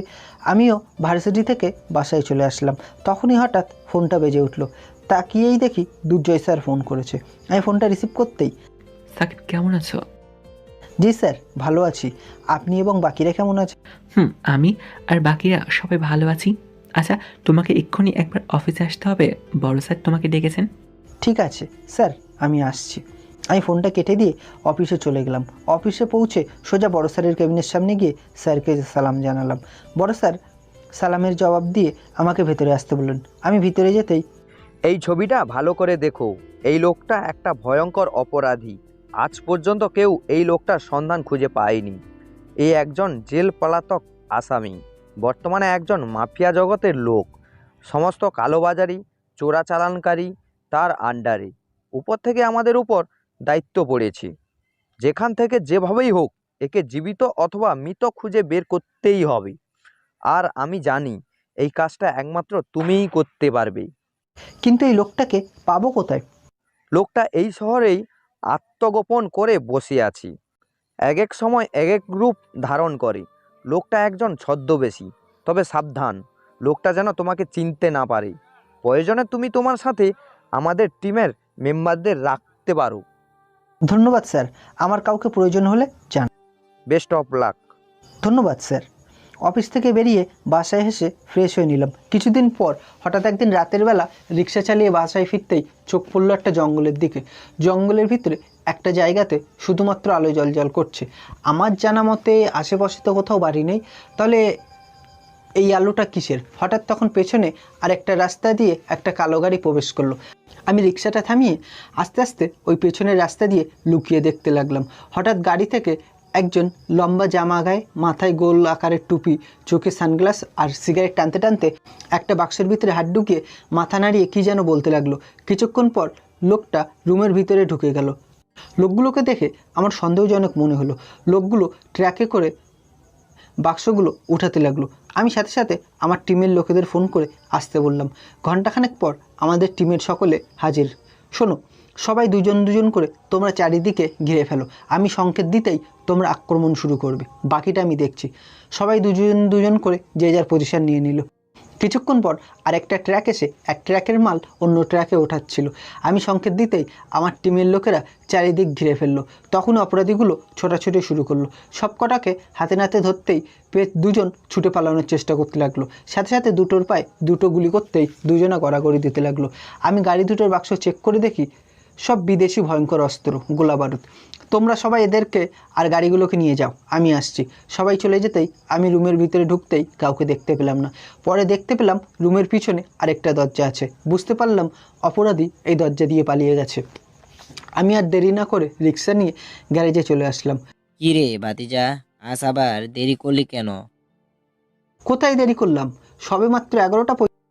কি কস ভাতিজা, রাত 12টা বাজতে চললো আর তুই কইতাছস এটা দেরি না? কি করব, ইদানিং ভাড়া একটু বেশি হইতেছে। বুঝেছি, তোর লগে আমি কথা কইয়া পারুম না। আচ্ছা শোন, তোর লাইগা একটা খুশির খবর। কি খুশি? তোর বাপে আগামীকাল দেশে আইতাছে। ও এটা? আর এমন কি ব্যাপার? আমার বাবা তো এমনি। আমি কইতাছিলাম তুই কয়েকটা দিন তোর বাপের লাইগা থাইকা আই। আচ্ছা আচ্ছা, আমার ওই অট্টালিকাতে থাকতে দম বন্ধ হয়ে আসে। আমি এই খোলামেলা পরিবেশে। ভাতিজা বুঝোস না কেন? তোর বাপের কাছে কয়েকটা দিন থাইকা আবার আয়া পড়বি। যতই হোক সে তোর জন্ম। ঠিক আছে চাচা, তুমি যখন এত করে বলছো, তোমার কথা তো আর ফেলতে পারি না। আচ্ছা, অনেক রাত হয়েছে, এখন বাসায় যাই রেস্ট কর। আচ্ছা, আর তুমিও ঘুমিয়ে পড়ো। আমিও বাসায় এসে ফ্রেশ হয়ে খাওয়া দাওয়া করে ঘুমিয়ে পড়লাম। পরের দিন ভার্সিটিতে গিয়ে নীলাকে খোঁজ করতে লাগলাম, পেলাম না। তাসিফিয়াকে জিজ্ঞেস করতেই নীলা ক্যান্টিনে আছে। ক্যান্টিনে গিয়ে দেখি নীলা কফি খাচ্ছিল। আমি নীলার সামনে যেতেই কোনো কথা না বলে চলে গেল। বুঝতে পারলাম না নীলা হঠাৎ এমন কেন করছে। নীলাকে ভালোবেসে তাহলে আমি কি কোনো ভুল করেছি? হঠাৎ টেলিভিশনে চোখ পড়তেই দেখি গতকালের রাতের ঘটনা। সকাল হতেই ব্রেকিং নিউজে হয়ে গেছে। বুঝি না রিপোর্টাররা এত ফাস্ট কিভাবে। যাই হোক, নীলার কাছে যাওয়া যাক। নীলার কাছে যেতেই নীলা আবারও উঠে চলে গেল। নীলার এই বারবার মুখ ঘুরিয়ে নেওয়া কেন জানি মেনে নিতে পারছি না, মাথাটা বিগড়ে যাচ্ছে। নীলা, তোমার সমস্যা কি? কেন এমন করছো? যদি আমাকে ভালো না বাসো তাহলে বলে দাও, আমি আর কখনো তোমাকে ভালোবাসি বলবো না। কেন এমন করছো? নীলা আমার প্রশ্নের উত্তর না দিয়ে পাশ কাটিয়ে চলে গেল। কেমনটা লাগে বলেন তো? ভালোবাসে কি বাসে না কিছু তো একটা বলবে নাকি? রাগ করে চলে আসলাম বাসায়। বাসায় এসে ভাবতে লাগলাম এবার আমি নীলাকে ভালোবাসি বলবো না। এবার এমন কিছু করব নীলা যেন আমাকে ভালোবাসি বলতে বাধ্য হয়। পরের দিন ভার্সিটিতে গিয়ে ক্যাম্পাসে নীলার জন্য অপেক্ষা করছিলাম। হঠাৎ একটা ছেলে এসে আমার সামনে দাঁড়ালো। হাই, আমি Robin, honours second year. Hello, আমি সাকিব। সেম। ও, তাহলে তো খুবই ভালো। আচ্ছা, আমরা কি বন্ধু হতে পারি? হ্যাঁ অবশ্যই, আজ থেকে আমরা বন্ধু। তুমি তো দেখছি খুব মিশুক, অল্প সময় আমাকে বন্ধুত্ব করে নিলে। তোমার মতো মিশুক লোক খুবই কম হয়। তোমাকে দূর থেকে দেখে আমার খুব ভালো লেগেছে, তাই তোমার সাথে বন্ধুত্ব করে নিলাম। আরে আমরা এখন বন্ধু, আমাকে তুমি বলার দরকার নেই, তুই করে বলবি। ঠিক আছে। আচ্ছা দোস্ত, তোর গার্লফ্রেন্ড নাই? ভাইরে আর বলিস না, একটা মাইয়ারে ভালোবাসি। আমার ভালোবাসার কথাও মাইয়াডারে বলছি, কিন্তু মাইয়াডা হ্যাঁ অথবা না কিছুই বলে না। কি করা যায়? তুই এক কাজ কর, মেয়েটাকে আবার প্রপোজ কর, তারপর দেখি কি করা যায়। আচ্ছা ঠিক আছে, আর একবার প্রপোজাল দিয়ে দেখি কি বলে। হঠাৎ নীলার আগমন। একটা কালো গাড়ি করে ভার্সিটিতে প্রবেশ করলো। হঠাৎ আমার কালো গাড়িটার দিকে চোখ পড়তেই অবাক। আরে এটা তো সেই গাড়িটা। আমি গাড়ির কাছে যেতেই গাড়িটা চলে গেল। আমিও গাড়িটার পিছে দৌড়তে শুরু করলাম। নীলা আমাকে দৌড়াতে দেখে অবাক হয়ে পিছন থেকে ডাকতে লাগলো। কিছু দূর যেতেই গাড়িটা আমার নাগালের বাইরে চলে গেল। আবার আমি ভার্সিটিতে ফিরে আসলাম। ভার্সিটিতে আসতেই এই তুমি কি পাগল নাকি? ওই গাড়ির পিছে এমনভাবে দৌড়াচ্ছিলে কেন? তার আগে বলো ওটা কার গাড়ি, আর তুমি বা কেন ওই গাড়িতে করে আসলে? ওটা আমার বাবার নিজস্ব গাড়ি। আমি ভার্সিটিতে আসছিলাম, তখন আমাকে বললো গাড়িতে উঠতে। গাড়িতে করে আমাকে ভার্সিটি এগিয়ে দিবে, আমি উঠতে চাইনি। তখন আমার মৃত মায়ের কসম দিয়ে আমাকে গাড়িতে উঠতে বাধ্য করলো। কিন্তু তুমি এত অস্থির হয়ে গাড়ির পিছে ছুটছো কেন? তার মানে এই ভয়ঙ্কর অপরাধী নীলার বাবা নাকি? নাকি এর পিছনে অন্য কোনো রহস্য আছে? না, তেমন কিছু না। গাড়িটা আমার খুব পরিচিত মনে হচ্ছিল, তাই জানার জন্য গাড়িটার পিছনে ছুটেছিলাম। যদি কিছু একটা হয়ে যেত তখন? আরে কি মনে যেতাম, তুমি তো আমাকে আর ভালোবাসো না। একটা এতিম রিক্সা চালক মরে গেলে তোমার কি আছে? সাথে সাথে নীলা কাঁদতে কাঁদতে আমাকে জড়িয়ে ধরলো। এ কি, আপনি আমাকে জড়িয়ে ধরলেন? ধরবো, কি করবি তুই? আপনি তো আমাকে ভালোবাসেন না, তো একটা পরপুরুষকে জড়িয়ে ধরেছেন কেন? কে বললো ভালোবাসি না? তাহলে আমি যখন আপনাকে ভালোবাসার কথা বলতাম আমাকে এড়িয়ে চল। ইচ্ছে করে। তুমি যখন আমাকে ভালোবাসার কথা বলতে আমার খুব ভালো লাগতো, তাই ভাবলাম তোমাকে কয়েকদিন আমার পিছনে দূর করাই। কি বুদ্ধি তোমার? তাহলে ভাবি শেষ পর্যন্ত রাজি হলেন? ওকে, আমাকে ভাবি বলছে কেন? ও হলো আমার বন্ধু, একটু আগেই পরিচিত হয়েছি। ওর নাম রবিন। ও আচ্ছা আচ্ছা, চলো ক্যান্টিন থেকে কিছু খেয়ে আসি। হঠাৎ পিছন থেকে কেউ ডাক দিল, তাকিয়ে দেখি তাসিফি। কি ব্যাপার, আমায় রেখে একা একা খাবি নাকি? হজম হবে না কিন্তু। তুইও চল আমাদের সাথে। ঠিক আছে, কিন্তু ওকে। চলো খেতে খেতে বাকি কথা হবে। ক্যান্টিনে গিয়ে নীলা সবার জন্য খাবার অর্ডার করলো। কিছুক্ষণ পর খাবার চলে এলো। খাওয়া দাওয়া শেষে আবার সবাই ক্যাম্পাসে ফিরে এলাম। কিছুক্ষণ পর ক্লাস শুরু হতে ক্লাসে চলে গেলাম। ক্লাস শেষে, নীলা, তোমার সাথে আমার কিছু কথা ছিল, যদি কিছু মনে না করো। ঠিক আছে। না থাক, পরে এক সময় বলবো। এখন আমি বাসায় যাই, খুব জরুরি একটা কাজ আছে। আর একটু সময় থেকে গেলে হতো না? আচ্ছা ঠিক আছে। আরও কিছুক্ষণ আড্ডা দিয়ে বাসায় চলে আসলাম। করিম চাচার কথা মতো কিছুদিন বাড়িতে গিয়ে বাবার সাথে থেকে আবার বাসায় চলে আসলাম। পরের দিন রিক্সাটা নিয়ে বেরিয়ে পড়লাম। আজকে বাইরে প্রচুর রোদ, খুব গরম লাগছে, তাই রিক্সাটা থামিয়ে একটা টং দোকানে ঢোকে কিছু চা বিস্কুট খেয়ে আবার রিক্সাটা নিয়ে বেরিয়ে পড়লাম। হঠাৎ একটা জ্যামে আটকে যাই। তখনই আজকে আবার সেই কালো গাড়িটা চোখে পড়ে। আমি তাড়াতাড়ি করে রিক্সাটা পার্ক করে কালো গাড়ির পিছনে আর একটা গাড়িতে উঠে পড়ি। তখনই ড্রাইভিং সিটে বসে থাকা লোকটার দিকে চোখ পড়তেই আমি অবাক, কারণ ও ছিল আমার বন্ধু রবিন। আমারও তো সেই একই প্রশ্ন, তুই এখানে কি করিস আর তোর এই অবস্থা কেন? তখনই ট্রাফিক ছুটতেই কালো গাড়িটা চলতে শুরু করলো। তোর সব প্রশ্নের উত্তর আমি পরে দেব, তার আগে তুই ওই কালো গাড়িটার পিছু কর। আচ্ছা ঠিক আছে। কিছু দূর যেতেই কালো গাড়িটা অন্য একটা নির্জন রোডে ঢুকে পড়লো। গাড়িটার কিছু দূর যেতেই একটা গলির সামনে গিয়ে থেমে গেল। হঠাৎ গাড়িটা থেকে একটা বৃদ্ধ বয়সের লোক লাঠিতে ভর দিয়ে গলির ভিতর ঢুকে গেল। আমিও গাড়ি থেকে। আরে কোথায় যাচ্ছিস তুই? তুই ফিরে যা, আমার কিছু কাজ আছে। ঠিক আছে, তার আগে চল রেস্টুরেন্ট থেকে কিছু খেয়ে আসি। সময় নাই, আজ আমার জরুরি একটা কাজ আছে, তুই চলে যা। আমি আর দেরি না করে লোকটার পিছু করতে লাগলাম। লোকটা মাঝে মধ্যে সামনে পিছে তাকিয়ে দেখছে কেউ তাকে ফলো করছে কিনা। অনেকক্ষণ পর লোকটার আমার উপর সন্দেহ হতে লাগলো। হঠাৎ লোকটার হাঁটার স্পিডটা একটু বেড়ে গেল।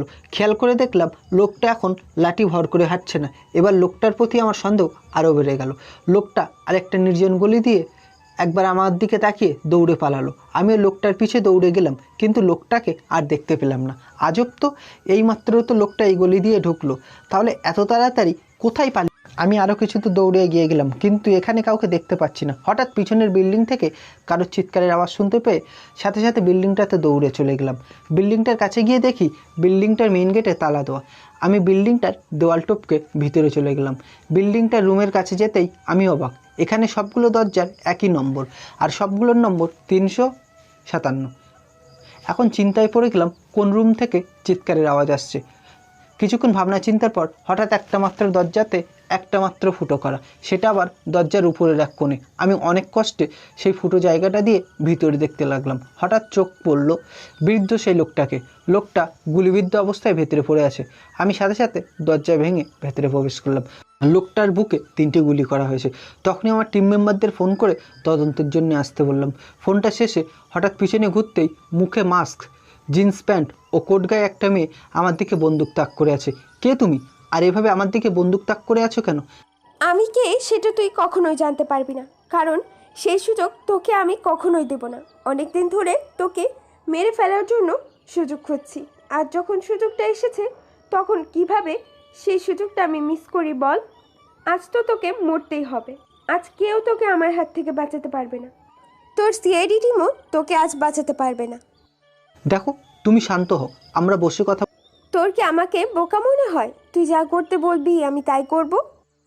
দেখো, আমরা আগে বসে কথা বলি, তারপর নয় আমাকে মেরে ফেলো। এরপর মেয়েটা সামনে এগোতে খবরদার সামনে আসবি না বলে দিচ্ছি। তারপর আমিও সামনে এগিয়ে গেলাম। তখন আমি পিছন থেকে একটা ফুলের টব নিয়ে মেয়েটার দিকে ছুঁড়ে মারলাম।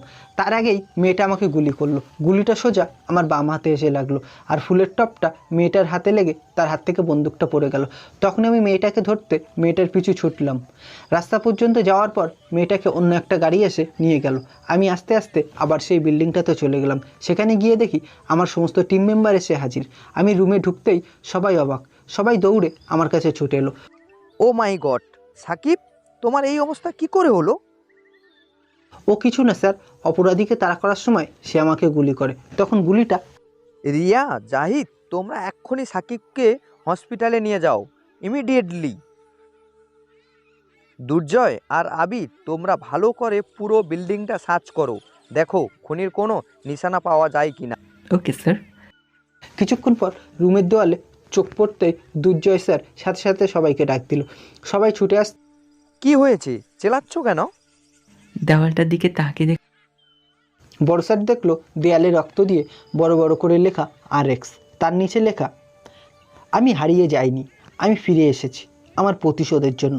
সবাই তৈরি হও, তোমাদের সবাইকে মরতে হবে। অপেক্ষা করো, সামনে ভয়ঙ্কর কিছু আসতে চলেছে। এই দেশকে আমি জ্বালিয়ে পুড়িয়ে ছাড়খাড়। স্যার এই লেখাগুলো যাই হোক বুঝেছি, কিন্তু এই RX এটা কি? হবে। এদিকে আমাকে হাসপাতালে আনার পর ডক্টর আমার গুলিটা বের করে ড্রেসিং করছে, আর এদিকে আমার চোখে শুধু মেয়েটার ছবি ভাসছে। কিন্তু হঠাৎ যখনই ওই মেয়েটার ছবি আমার দু চোখে ভাসছে, তখনই কলিজায় মোচড় মারছে। আমার মাথায় শুধু একটাই জিনিস ঘুরপাক খাচ্ছে, কে ওই মেয়ে, কি শত্রুতা আমার তার সাথে। তখনই জাহিদ বলল, কি রে, এখন কেমন লাগছে? আচ্ছা, যে মেয়েটা তোকে গুলি করেছিল তাকে কি তুই চিনতে পেরেছিস?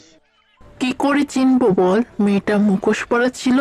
যা হওয়ার হয়েছে, এখন থেকে আমি সব সময় তোর সাথেই থাকবো। না, দরকার নেই। দরকার আছে কিনা সেটা তোকে বুঝতে হবে না। কিছুক্ষণ পর আমরা অফিসে চলে গেলাম। আমাকে দেখে বড় স্যার, সাকিব কেমন আছো এখন তুমি? জি স্যার, এখন আমি সম্পূর্ণ বিপদমুক্ত। আলহামদুলিল্লাহ। শোনো, তুমি কিছুদিন ছুটি কাটাও, যখন তুমি নিজেকে সুস্থ মনে করবে তখন আবার কাজে লেগে পড়ো। আর এখন থেকে তোমার সাথে জাহিদ, আবির, রিয়া আর শান্তা থাকবে। তোমরা তোমাদের প্ল্যান মাফিক কাজ করতে থাকবে। আমি জানি তোমরা নিশ্চয়ই সাকসেসফুল হয়ে ফিরবে। তোমাদের সবার উপর আমার পুরো ভরসা আছে। আর তোমরা সবাই সাকিবের সাথে সাথে থাকবে। তোমরাও সবাই আগামীকাল থেকে ভার্সিটিতে ভর্তি হয়ে যাবে। আপনাকে অনেক অনেক ধন্যবাদ স্যার, আমিও আপনাকে এই কথাটাই বলবো ভাবছিলাম। আমি জানি তোমরা একে অপরকে ছাড়া থাকতে পারো না, এবং এটাও জানি ইদানিং রিয়া আর তোমার মাঝে কিছু একটা চলছে। চলুক, তাতে আমার কি, তবে কাজটা যেন সাকসেসফুল হওয়া চাই। ইনশাআল্লাহ স্যার, আমাদের উপর ভরসা রাখতে পারেন। তাহলে আগামীকাল থেকে সবাই কাজে লেগে পড়ো। আমি অফিস থেকে বেরিয়ে আবার সেই রিক্সার কাছে চলে গেলাম। রিক্সাটা অনেক কষ্টে চালিয়ে চাচার গ্যারেজ পর্যন্ত নিয়ে আসলাম। ভাতিজা, তোর হাতে ব্যান্ডেজ করা কেন? চাচা, অস্থির হইও না, কিছু হয়নি আমার। আচ্ছা তুমি এখানে বসো, আমি তোমাকে সব খুলে বলছি। তখন চাচাকে শান্ত করে কিছুটা সত্য আর কিছুটা মিথ্যে দিয়ে একটা গল্প বানিয়ে শোনালাম। পরের দিন সকালে ঘুমাচ্ছিলাম, হঠাৎ দরজাতে দুরুম দুরুম আওয়াজে আমার ঘুমটা ভেঙে গেল। দরজা খুলতেই আমি অবাক, দেখি সব হারামি হাজির। কিরে, আর কত ঘুমাবি? এখন তো বাস্তবে ফিরে আয়। তোরা এত সকাল? হারামি বলে কি, গতকাল বড় স্যারের কথা কি সব ঘুম থেকে উঠে ভুলে? না, কিছু ভুলিনি, আয় ভেতরে আয়। সবাই ভেতরে ঢুকতেই আমি দরজাটা বন্ধ করে দিলাম। ওয়াও ভাইয়া, তোমার রুমটা তো অনেক সুন্দর। হঠাৎ বাইরে থেকে করিম চাচার ডাক। ভাতিজা, ঘুম থেকে ওঠ, তোর লাইগা খাবার লইয়া আইছি, হাত মুখ ধুইয়া খাওয়াই আনি। আমি রুমের দরজা খুলতেই করিম চাচা রুমে ঢুকলো। করিম চাচা আমার রুমে আমার বন্ধুদের দেখে বলল, ভাতিজা, এরা কারা? চাচা, এরা আমার বন্ধু, আমি অসুস্থ তাই আমাকে দেখতে এসছে। ও আচ্ছা, তা আগে কইতি তোর বন্ধু আইব, তাহলে সবার লাইগা খাওন লইয়া আইতাম। আচ্ছা, এসব এখন বাদ দাও। আর ইনি হলেন আমার সেই করিম চাচা, যিনি আমাকে কোলে পিঠে করে মানুষ করেছে। আর আমি যে রিক্সাটা চালাই, এটা চাচার গ্যারেজের। তো কি হয়েছে? তোর চাচা মানে আমারও তো চাচা, আমরা আজ থেকে চাচার রিক্সা চালাবো। তুই কি বলিস আবির? ঠিকই তো, আমরাও আজ থেকে রিক্সা চালাবো, আমাদেরও রিক্সা চালাতে খুব ভালো লাগে। করিম চাচা, আজ থেকে এরা এখানেই থাকবে, সবার জন্য আলাদা আলাদা রুম দেখিয়ে দাও। আচ্ছা ভাতিজা, আহো আমার লগে। পরের দিন সবাইকে নিয়ে ভার্সিটিতে ভর্তির জন্য গেলাম। ভর্তি শেষে নীলা আমার হাতে ব্যান্ডেজ দেখে দৌড়ে আমার কাছে ছুটে এসে আমার হাত ধরে কান্না করতে লাগলো। কি হলো পাগলি, কান্না করছো কেন? তোমার হাতে ব্যান্ডেজ কেন, কি হয়েছে? কিছু না, রিক্সা চালাতে গিয়ে পড়ে গিয়েছিলাম, তাই হাতে একটু ব্যথা পেয়েছি। এত বড় একটা দুর্ঘটনা ঘটে গেল, আমাকে একটাবার জানালে না? আচ্ছা, আমার ভুল হয়েছে, এখন কান্না থামাও। আর এরা কারা? ও, এরা সবাই আমার বন্ধু। কিন্তু এদের তো আগে দেখিনি। দেখবে কি করে, এরা তো সবাই গ্রাম থেকে এসছে। ও আচ্ছা, হাই। হ্যালো। ও আপনি তাহলে নীলা, মানে আমার বেস্ট ফ্রেন্ডের কলেজা। জি। কিছুক্ষণ পর রবিন এলো। এভাবে সবার সাথে পরিচিত হলো। কিছুক্ষণ আড্ডা দিয়ে সবাই সবার বাসাতে চলে গেলাম। কয়েকদিন পর হঠাৎ একদিন আমরা বন্ধুরা রেস্টুরেন্টে খেতে গেলাম। হঠাৎ টেলিভিশনের সংবাদে ব্রেকিং নিউজ বলতেই সকলে খাওয়া বন্ধ করে টেলিভিশনের দিকে তাকিয়ে রইলাম। তখনই সংবাদে বলতে লাগলো, ব্রেকিং নিউজ, এই শহরে টপ বিজনেসম্যান আমজাদ সাহেব একদল ছদ্মবেশী মাফিয়াদের হাতে খুন হয়েছে। খুনি নাকি তার বুকে রক্ত দিয়ে আরএস লিখে গেছে, তার পাশে রক্ত দিয়ে লেখা আই অ্যাম ব্যাক। কিন্তু কে এই আরএক্স, কেউ সেটা জানে না। আরে এই খুনিটাও আগের দিন এই বিল্ডিংটার দেওয়ালে আরএক্স লিখে রেখে গেছে। আরও লিখছে সে নাকি এই দেশটাকে জ্বালিয়ে ছারখার করে দিবে। আমাদের যত তাড়াতাড়ি সম্ভব খুনিকে খুঁজে বের করতে হবে। এভাবে আর চলতে দেওয়া যাবে না, কিছু একটা ভাবতে হবে। আমার একটা প্ল্যান আছে, শোন সবাই। সবাইকে প্ল্যানটা বুঝিয়ে দিলাম। এতে কাজ হবে তো? অবশ্যই হবে। তাহলে চল সবাই কাজে লেগে পড়ি। তাহলে তুই ওই দিকটাতে তোরা সামলা, এই দিকটা আমি দেখছি। আচ্ছা ঠিক আছে। সবাই মিলে রেস্টুরেন্ট থেকে ঘটনাস্থলে গেলাম। সেখানে খুনের তদন্ত করতে লাগলাম। হঠাৎ ফোনের দিকে তাকাতেই দেখি বড় স্যারের ফোন। ফোনটা রিসিভ করতেই, সাকিব, তোমরা এখন কোথায়? স্যার, আমরা বিজনেসম্যান আমজাদ সাহেবের তদন্ত করতে ঘটনাস্থলে এসেছি। তোমরা এখনই ওইখান থেকে বের হও, ইমিডিয়েটলি। কেন স্যার? খুনি ওই বিল্ডিংটাতে বোমা সেট করে রেখেছি, বাঁচতে চাইলে এক্ষুনি বেরিয়ে আসো। কি? ও মাই গড, এখানে তো আরো অনেক লোক আছে। সবাইকে ওখান থেকে বের হতে বলো, নয়তো কেউ বেঁচে ফিরবে না। আমি কথা শেষ করে ফোনটা কেটে দিই। কে ফোন করেছিল আর তোকে এমন দেখাচ্ছে কেন? কি হয়েছে? আমাদের এখনই এখান থেকে সবাইকে বাইরে বের করতে হবে। বড় একটা বিপদ আসতে চলেছে। এই বিল্ডিংটাতে বোমা রাখা আছে, যে কোনো সময় ফেটে যেতে পারে। কি বলছিস? আপনারা সবাই বাইরে বেরিয়ে যান। এই বিল্ডিংয়ে বোমা রাখা আছে, যে কোনো সময় দুর্ঘটনা ঘটতে পারে।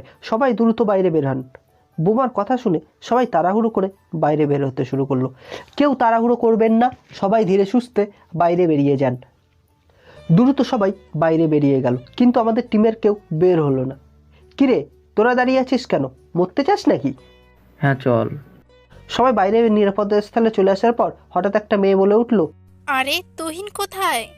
বিল্ডিংটার সবাই তুহিন নামের ছেলেটাকে খুঁজতে লাগলো, কিন্তু তুহিন নেই। তার মানে ছেলেটা ভিতরে আটকে গেছে। আমি আর কিছু না ভেবে দৌড়ে আবার বিল্ডিংয়ের ভিতরে চলে গেলাম। পিছন থেকে সবাই আমাকে চিৎকার দিয়ে ডাকতে লাগলো। আমি কারোর ডাকে সাড়া না দিয়ে দৌড়ে ভিতরে চলে গেলাম। ভিতরে ঢুকে ছেলেটাকে খুঁজতে লাগলাম, কিন্তু কোথাও খুঁজে পেলাম না। হঠাৎ ছেলেটা ওয়াশরুম থেকে বের হয়ে এলো। ছেলেটাকে দেখতে পেয়ে, তোমার নাম কি তুহিন? হ্যাঁ, আমার নাম তুহিন। কিন্তু আপনি কে? আপনি আমার নাম কি করে জানেন? এখন পরিচয় দেওয়ার সময় না, তুমি এখনই এই বিল্ডিং থেকে বাইরে চলো। এই বিল্ডিংটাতে বোমা সেট করা আছে, যে কোনো সময় ফেটে যেতে পারে। বোমার কথা শুনে ছেলেটার ঘাম ঝরতে শুরু করলো। কি ভাবছো? চলো আমার সাথে। তুহিনকে নিয়ে যাওয়ার সময় হঠাৎ বিল্ডিংয়ের সিঁড়ি থেকে পড়ে গিয়ে জ্ঞান হারাই। ছেলেটা আমার আগে ছিল। তুহিন আমাকে পিছনে অজ্ঞান অবস্থায় দেখে ডাকাডাকি করতে লাগলো, কিন্তু আমার কোনো সারা শব্দ না পেয়ে তুহিন আমাকে রেখে নিজের জান নিয়ে বাইরে বেরিয়ে গেল। এদিকে আমি অজ্ঞান অবস্থাতে সিঁড়ির নিচে পড়ে রইলাম। তুহিন বাইরে যেতেই, তুমি কি তুহিন? হ্যাঁ, আমি তুহিন। কিন্তু তুমি একা কেন? যে তোমাকে ভিতরে আনতে গিয়েছিল সে কোথায়? সেও আমার সাথে আসছিল, কিন্তু আসার সময় সিঁড়ি থেকে পড়ে গিয়ে জ্ঞান হারিয়ে ফেলে। আমি তাড়াতাড়ি তাকে ভিতরে রেখে বাইরে বেরিয়ে আসি। কি? ঠাস ঠাস! তুমি কি পাগল? মাথায় বুদ্ধি বলতে কিছু নেই নাকি? একটা লোক তোমাকে বাঁচানোর জন্য ছুটে গেল, আর তার বিপদে তুমি তাকে ফেলে রেখে চলে এলে। ছি! তখনই বড় স্যার এসে হাজির। তোমরা সবাই ঠিক আছো তো? এ কি সাকিব কোথায়? স্যার, সাকিব এই ছেলেটাকে বাঁচাতে গিয়ে ভিতরে অজ্ঞান অবস্থায় পড়ে আছে, কিন্তু এই জানোয়ারটা ওকে রেখে একাই পালিয়ে এসেছে। কি? এই তুমি মানুষ নাকি অন্য কিছু? একটা লোক বিপদে পড়েছে আর তুমি তাকে রেখে চলে এলে? তুমি জানো ও কে? তোমরা দাঁড়িয়ে কি দেখছো? তাড়াতাড়ি যাও, ওকে বাঁচাও। জি স্যার। হঠাৎ বিল্ডিংটা বোমার আঘাতে উড়ে গেল। সাথে সাথে সবাই অবাক চোখে বিল্ডিংটার দিকে তাকিয়ে রইল। তখন জাহিদ চিৎকার দিয়ে আমার নাম ধরে ডাকতে লাগলো। বিল্ডিংটা উড়ে যেতেই সবার পায়ের তলার মাটি সরে গেল। জাহিদ চিৎকার দিয়ে আমার নাম ধরে ডাক দিয়ে বিল্ডিংয়ের দিকে দৌড়ে চলে এলো। রিয়া জাহিদকে আটকানোর চেষ্টা করলো, কিন্তু কিছুতেই লাভ হলো না। জাহিদ দৌড়ে বিল্ডিংটার ভিতরে চলে গেল। ওদিকে তখনই ফায়ার সার্ভিস এসে আগুন নেভানোর কাজে লেগে পড়লো। এদিকে রিয়া বাইরে চিৎকার দিয়ে জাহিদের নাম ধরে কান্নাকাটি করতে লাগলো। রিয়াও যখন বিল্ডিংয়ের দিকে ছুটে আসবে তখনই সবাই রিয়াকে আটকে দিল। রিয়া কি করছো তুমি? পাগল হয়ে গেছো নাকি? হ্যাঁ, আমি পাগল হয়ে গেছি। আমাকে আমার জাহিদের কাছে যেতে দাও। রিয়া, তুমি শান্ত হও, জাহিদের কিছু হবে না। ওই দেখো জাহিদ সাকিবকে নিয়ে বাইরে আসছে। তুমি কি পাগল?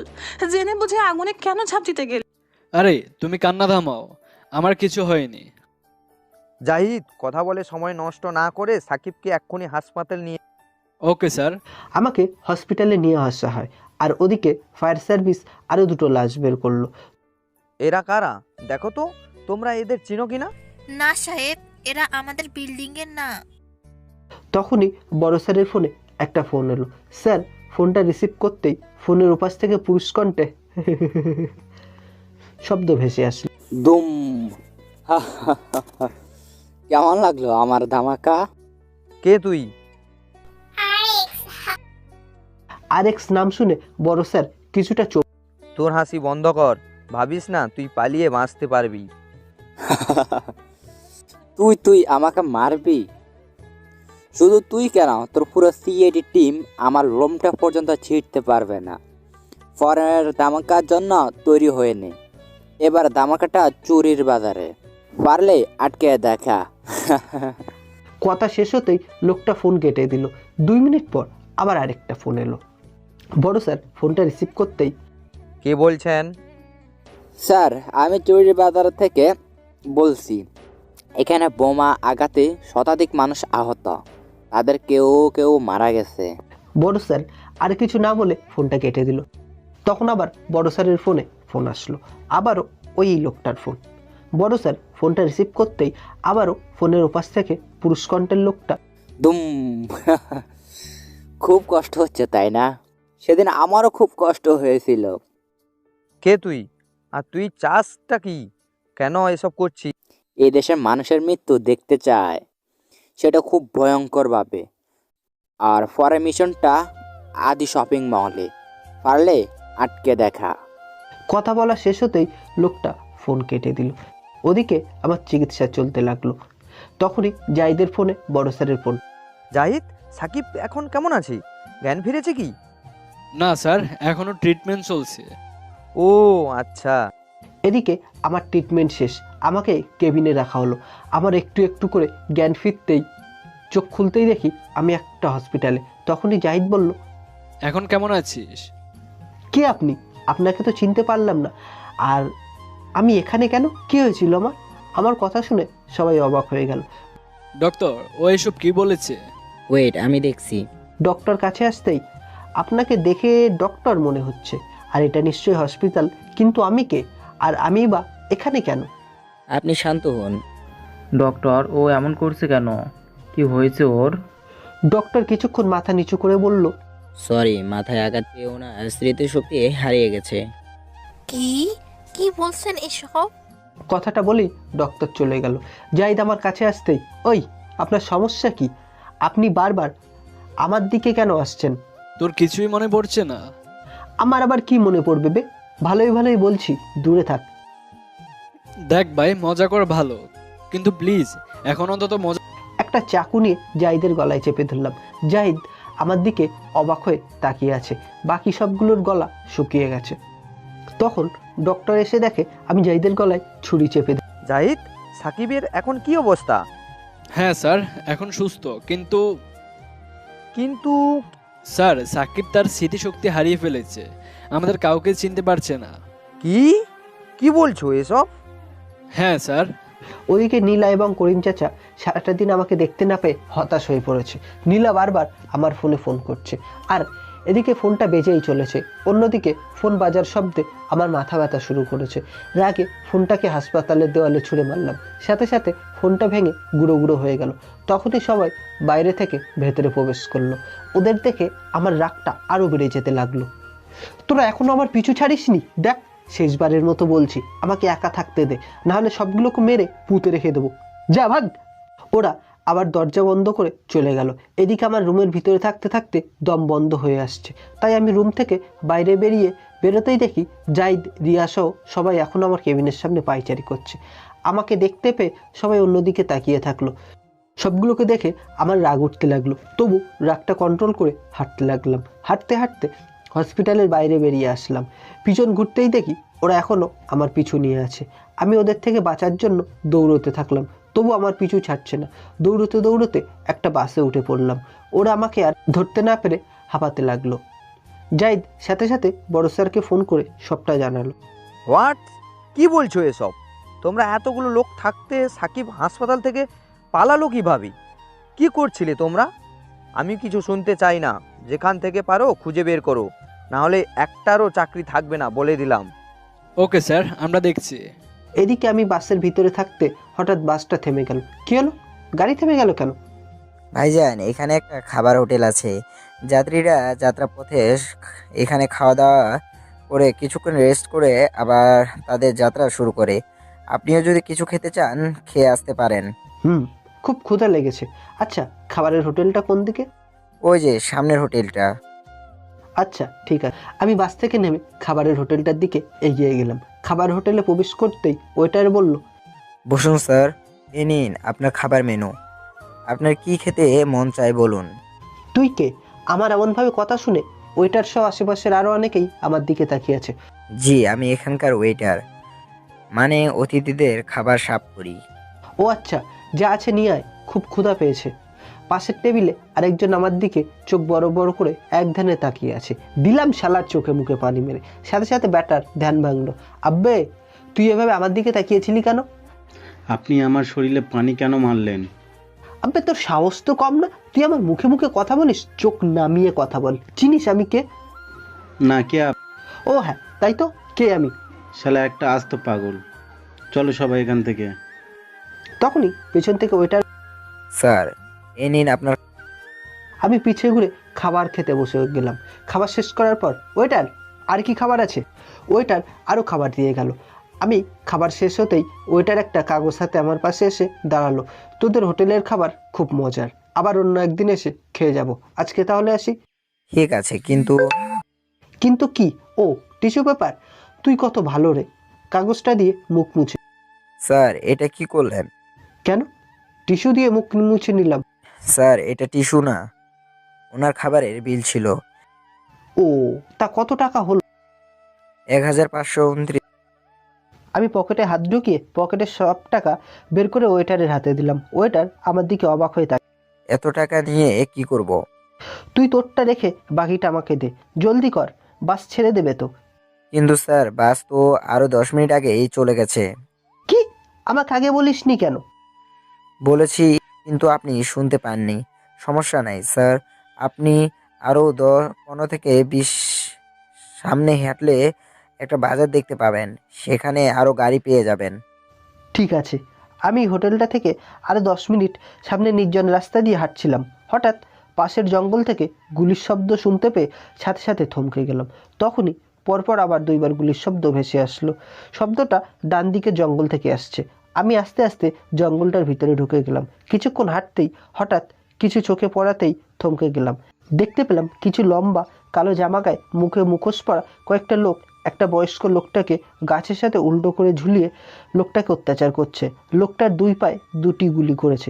তখন মুখোশ পরা লোকদের একজন বলল, কুত্তার বাচ্চা, তুই জানিস না আমাদের বস কত ভয়ঙ্কর মানুষ? তারপরও তুই বসের সাথে বেইমান। আমাকে মেরে ফেলো, তারপরেও ওই ছোট মাসুম বাচ্চাটাকে ছেড়ে দাও। ওই মাসুম বাচ্চা তোমাদের কি ক্ষতি?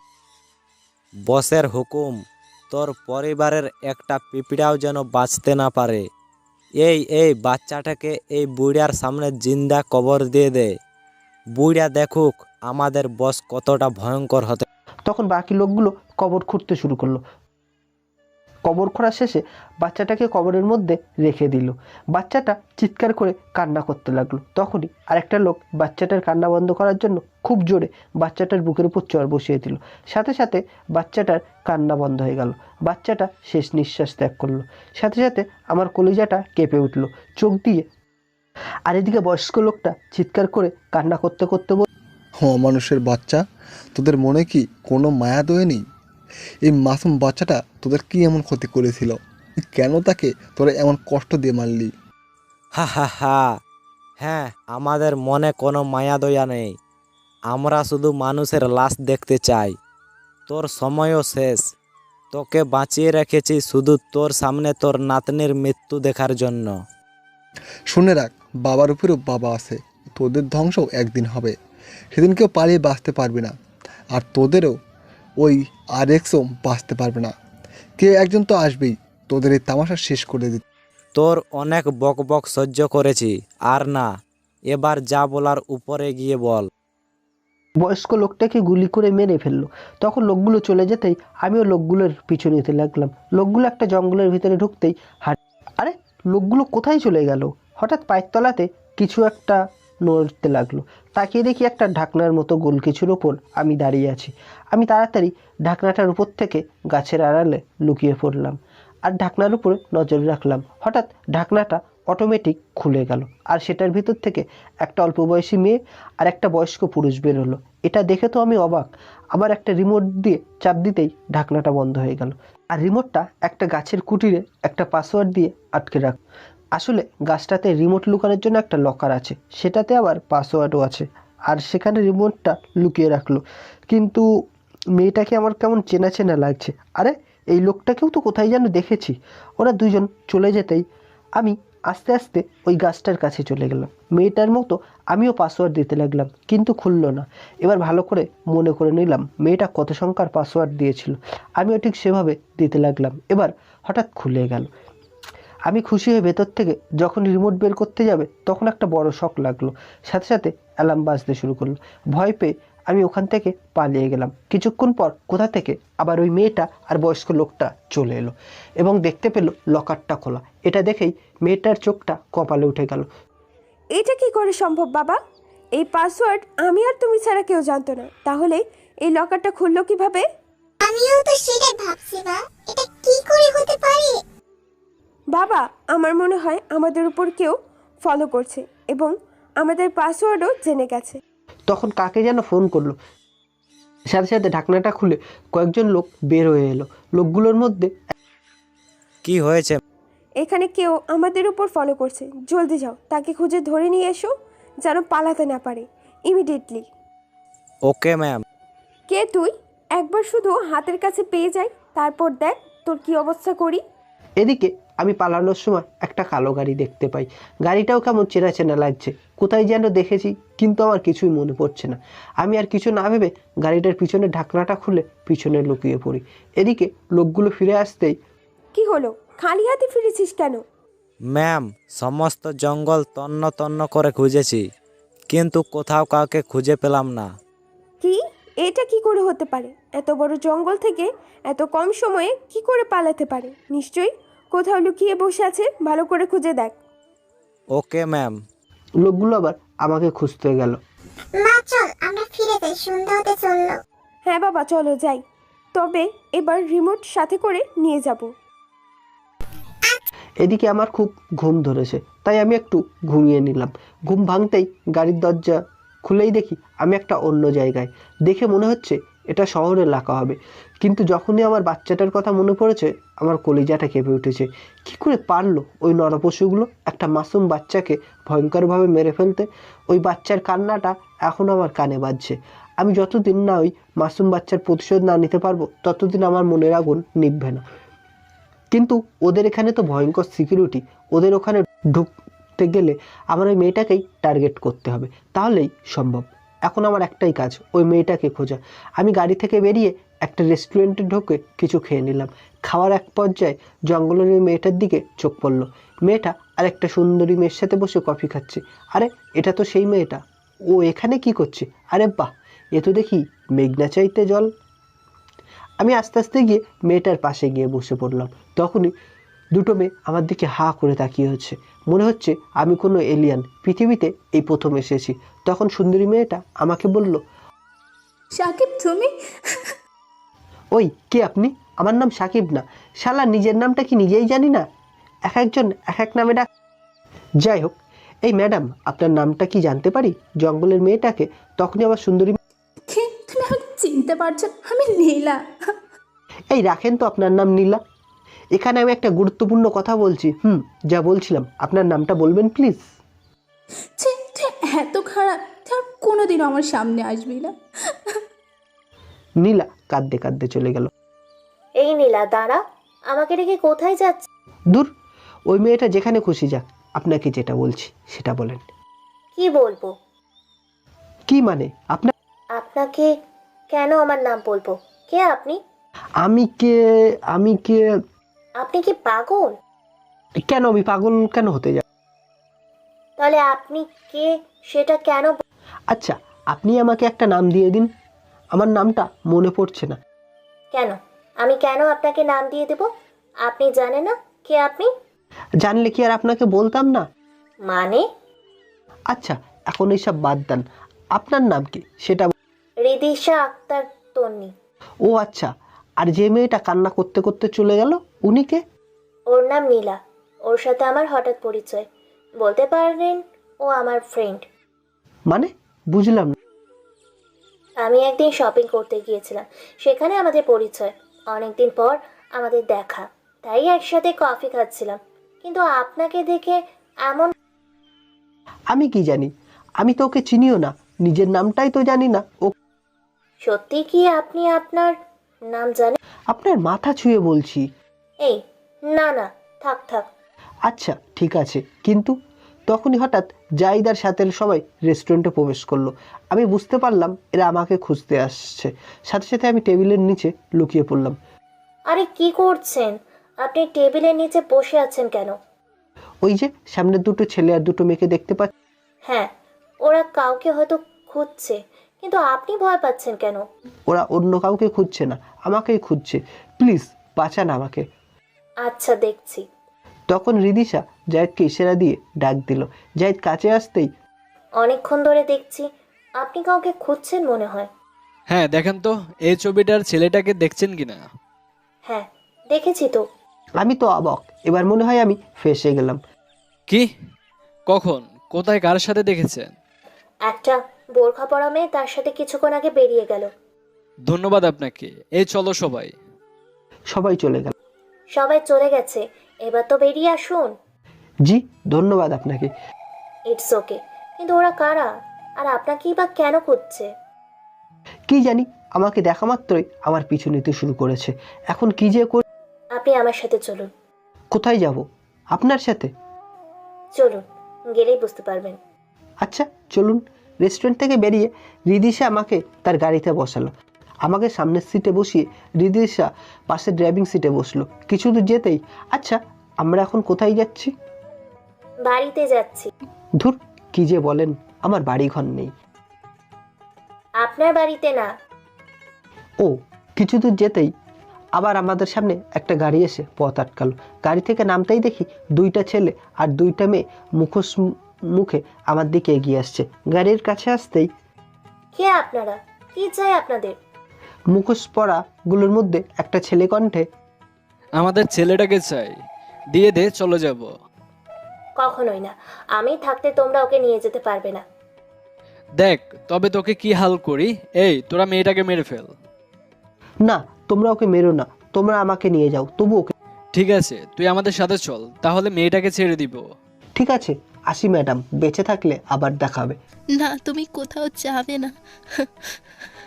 তোদের ফালতু বকবক শোনার টাইম আমাদের নেই, চল আমাদের সাথে। ঠিক আছে চলো। চল। আমাকে নিয়ে যেতেই রিদিশা গাড়িতে বসে কান্না করতে লাগলো। লোকগুলো আমাকে রিদিশার থেকে দূরে নিয়ে যেতেই, অনেক হয়েছে, এবার তো থাম, আমাদের প্ল্যান কাজ করে গেছে। সাথে সাথে সবগুলো মুখোশ খুলে আমার দিকে হা করে তাকিয়ে আছে। কি হলো, সবাই এভাবে হা করে তাকিয়ে আছিস কেন? সবাই অবাক হলেও একজন অবাক হলো না, সে হলো জাহিদ। জাহিদ মুচকি হাসছে। হঠাৎ রিয়া বলল, হে কি, তুমি হাসতেছো কেন? আর কিসের প্ল্যানের কথা বলছো? কারণ ওর তো স্মৃতিশক্তি হারিয়ে যায়নি, সেটা শুধুমাত্র আমি, ডাক্তার আর সাকিব জানতাম। আর এই সব কিছু ছিল একটা জাহিদের কথা শুনে সবাই হা করে আমার আর জাহিদের দিকে তাকিয়ে আছে। জাহিদ ভাইয়া, আপনারা কোন প্ল্যানের কথা বলছেন? আমরা তো কিছুই বুঝতে পারছি না। আমরা সবাই যে প্ল্যানের কথা বলছিলাম সেটা তো আমরা জানি। আমি বলছি, চলুন সবাই ফ্ল্যাশব্যাক থেকে ঘুরে আসি। আমি যখন তুহিনকে বাঁচাতে বিল্ডিংটাতে গিয়েছিলাম, হঠাৎ ফেরার পথে আমাকে ধাক্কা মেরে ফেলে দেয়। তবে জ্ঞান হারাবার আগে আমি দেখতে পাই একটা মেয়ে ছিল। আগে যে মেয়েটা আমার হাতে গুলি করেছিল সেই মেয়েটা। তারপর আর কিছু মনে নেই। যখন জ্ঞান ফিরে পাই তখন দেখি চারিদিকে আগুন আর আগুন। হঠাৎ তখন জাহিদ দৌড়ে আমার কাছে আসে। জাহিদ, তুই আগুনের ভিতরে ঝাঁপ দিতে গেলি কেন? তুই আমার ছোটকালের বেস্ট ফ্রেন্ড, আমরা একসাথে বড় হয়েছি। আর আজ তুই আমার সামনে আগুনে পুড়তে থাক। আমি বেঁচে থাকতে সেটা কি করে হয়? মরলে দুজন একসাথেই মরবো, বাঁচলেও একসাথেই বাঁচবো। সেদিন জাহিদের কথা শুনে আমার চোখের পানি আটকাতে পারিনি। বন্ধু তো এমনই হওয়া উচিত। তখন আমি আর জাহিদ ভেতরে বসে একটা প্ল্যান করি। যতদিন না আমরা ওই আরএক্সকে খুঁজে পাবো ততদিন আমরা এভাবেই আমাদের অভিনয় চালিয়ে যাব। আর বাকিটা তো আপনারা জানেন। ফ্ল্যাশব্যাক শেষ। তার মানে এসব সাজানো? আমার কি দোষ? আমাকে যেভাবে বলেছে সেভাবে করেছি। আমাকে রাগ দেখিয়ে কি হবে? আচ্ছা, এসব এখন বাদ দে, আসল কথা বল। আরএক্সকে খুঁজে পেয়েছি, কিন্তু তখন আমার আবার ওই বাচ্চাটার চিৎকার আওয়াজ কানে ভেসে আসলো। যখনই বাচ্চাটার চেহারা আমার চোখের সামনে ভাসছে, আমার কলিজাটা কেঁপে উঠছে। তারপর কি? তখন ওদেরকে সবটা খুলে বললাম। সবটা শুনে সবার চোখে পানি চলে আসলো। ছি, মানুষ এতটা নরপশু হতে পারে? কিন্তু এখন কি করবা? এখন আমার একমাত্র হাতিয়ার ওই রিদিশা। ওই পারে আমাকে ওদের গোপন আস্তানায় নিয়ে যেতে। কি? কিন্তু মেয়েটাকে দেখে তেমন তো মনে হলো না। আমারও সেই একই প্রশ্ন। মেয়েটার ব্যবহার আমাকে তেমন কিছুর আওয়াজ দিচ্ছে না। তারপরেও দেখা যাক কি হয়। তবে খুব সাবধানে কিন্তু। ঠিক আছে, আচ্ছা দেখে আয় তো রিদিশা এখনো আছে কিনা। আচ্ছা, দেখছি। কিছুক্ষণ পরে এসে, হ্যাঁ আছে, বসে বসে কান্না করছে। কিন্তু আমার মনে হয় না মেয়েটা এতটা চালাক। একে দেখে তো আমার সহজ সরল মনে হচ্ছে। দেখ, কাউকে কখনো দুর্বল ভাবিস না। কার ভিতরটা কেমন সেটা কেউ জানে না। আচ্ছা, আমি তাহলে আসি। আর শোন, এই কথা কেউ যেন জানতে না পারে যতদিন আমাদের মিশন শেষ না হবে, এমনকি বড় স্যারও না। আরেকটা কথা, নীল আমাকে ভুল বুঝে চলে গেছে। পারলে ওকে একটু বুঝাস। আর করিম চাচাকে বলবি আমি কয়েকদিনের জন্য শহরের বাইরে। আচ্ছা ঠিক আছে, বেস্ট অফ লাক। আচ্ছা ঠিক আছে। ওদের বিদায় দিয়ে আমি আবার রিদিশার কাছে চলে এলাম। দেখতে পেলাম রিদিশা কান্না করছে। পিছন থেকে রিদিশার কাঁধে হাত দিতেই রিদিশা চমকে উঠে পিছন ফিরে তাকায়। পিছন ঘুরতেই দেখি রিদিশা কান্না করে চোখ মুখ ফুলিয়ে ফেলেছে। আমাকে দেখতে পেয়ে খুশিতে জড়িয়ে ধরে পাগলের মতো আমার চোখে মুখে চুমু দিচ্ছে। রিদিশার এমনটা দেখে আমি অবাক হয়ে গেলাম। মনে মনে ভাবতে লাগলাম, এই ঘটনা যদি নীলা একবার জানতে পারে তাহলে এবার সত্যি সত্যি আমার স্মৃতিশক্তি সব ভুলিয়ে দেবে। আমি রিদিশার থেকে ছাড়িয়ে নিজেকে স্বাভাবিক করে, ম্যাডাম আপনি এসব কি করছেন? আর আপনি কান্না করছেন? তুমি ঠিক আছো তো? ওরা তোমাকে কিছু করেছে নাকি? না না, আমাকে কিছুই করতে হয়নি, কিন্তু আপনি কান্না করছেন কেন? আরে আই লাভ ইউ সাকিব, আমি তোমাকে ভালোবেসে ফেলেছি। এবার বুঝি স্মৃতিশক্তির সাথে আমার জানটাও পটল তুলতে যাবে। এইবার আমি মরবো কনফার্ম। রিদিশা আমাকে ভালোবাসে, এরা যদি নীলা একবার জানতে পারে। রিদিশাকে ছাড়িয়ে বললাম, ম্যাডাম কি বলছেন এসব? আমি নিজেই নিজেকে চিনি না, আর আপনি বলছেন আমাকে ভালোবাসেন? পাগল হয়ে গেছেন নাকি আপনি? কেন? আপনি আমাকে চিনেন না, জানেন না, এক দেখাতেই বলছেন ভালোবাসি। চেনা জানার দরকার নেই। তোমাকে আমি ভালোবাসি, এটাই শেষ। আর আজ থেকে তোমার নাম, রিদিশা কিছুক্ষণ ভেবে, আজ থেকে তোমার নাম হলো রাফসান। নাম শুনে আমি তো অবাক। মগের মুল্লুক নাকি? এক একজন এক এক নাম। চুপ, আজ থেকে এটাই তোমার নাম। ওঠো গাড়িতে। না, আমি উঠবো না, আপনি একা। তুই উঠবি না? তোর তাহলে আমার এটা কথার কথা বলেছি। ওঠো গাড়িতে। আমাকে জোর করে গাড়িতে ওঠালো। কিছুক্ষণ পর একটা বিশাল বাড়ির গেটের সামনে নিয়ে হর্ন বাজাতে লাগলো। কিছুক্ষণ পর সিকিউরিটি এসে গেট খুলে, বাবা আর আপু কি বাসায় এসেছে? জি আপামনি। বিদিশা গাড়িটা পার্কে করে আমাকে নিয়ে বাড়ির ভিতরে চলে গেল। ভেতরে ঢুকেই আমি অবাক, এটা বাড়ি নাকি কোনো রাজপ্রাসাদ? ম্যাডাম, এটা আমাকে কোথায় নিয়ে এলে? কেন আমাদের বাড়িতে? দাঁড়াও, আমার বাবা আর আপুকে ডেকে আনছি। রিদিশা আমাকে সোফা সেটে বসিয়ে রেখে ভিতর থেকে তার বাবা আর বোনকে ডেকে আনলো। তখনই আমি যেটা দেখলাম তার জন্য আমি একদমই প্রস্তুত ছিলাম না। টেনশনে আমার শরীর দিয়ে টপ টপ করে পানি পড়তে লাগলো, কারণ রিদিশা আর তার বোন হুবহু এক। দেখে মনে হচ্ছে যমজ, আবার দুজনের একই পোশাক গায়ে, কিন্তু দুজনের মধ্যে একজন আমার দিকে চোখ বড় বড় করে তাকিয়ে আছে। কি করব কিছুই মাথায় আসছে না, কে আসল আর কে নকল। হঠাৎ তখনই আমার ফোনটা কাঁপতে শুরু করলো। বুঝতে পারলাম কেউ হয়তো ফোন করছে। কিছুক্ষণ পর ফোনটা এমনিতেই কেটে গেল। একটু পর আবার শুরু হলো। কি করব বুঝতে পারছি না, একে তো যমজ, তার উপর আবার এই ফোন। এখন যদি ফোনটা ধরতে যাই তাহলে সন্দেহ করতে পারে মনে মনে। আচ্ছা, আপনাদের দুজনের ভিতর রিদিশা কোনজন? আমি রিদিশা। একটা কথা বলার ছিল, যদি কিছু মনে না। আচ্ছা বলো। আপনাদের টয়লেট? ও এই ব্যাপার? জি। আসো আমার সাথে। রিদিশা আমাকে টয়লেট দেখিয়ে দিয়ে চলে গেল। রিদিশা চলে যেতেই রিদিশার বোন আরিশা বলল, রিদিশা, কে ওই ছেলেটা? ওর সাথে তোর কিসের সম্পর্ক? আর ছেলেটা তোকে কানে কানে কি কথা বললো? আপু, আমি ওর নাম জানি না, এমনকি ও নিজেও ওর নাম জানে না। আর ওই ছেলেটা আমার বন্ধু, তাই আমি ওর নাম দিয়েছি রাফসান। আর ও টয়লেট যাবে বলছিল, তাই আমি ওকে টয়লেটটা দেখিয়ে দিয়ে আসলাম। দেখেছো বাবা, কোথাকার না কে তাকে নাকি বন্ধু বানিয়েছে, আবার ছেলেটার নামও ঠিক করে দিয়েছে। সেটা দেখছি, ওর খুব পাকনা গজেছে। আমি ওর পাকনা ভাঙার চেষ্টা করছি, আর ওই ছেলেকে বলে দে চলে যেতে, তোর বন্ধু বলে ছেড়ে দিলাম। নেক্সট টাইম যদি তোকে ওর আশপাশে বা ওকে তোর আশপাশে দেখি, দুটোকে কেটে ফেলবো। শুনেছিস তো বাবা কি বলেছে? তুই কিন্তু ভালো করে জানিস আমি আর বাবা মুখ দিয়ে যেটা বলি সেটাই করি। সো সাবধান, যা করবি বুঝে শুনে করবি। এবার চলো বাবা।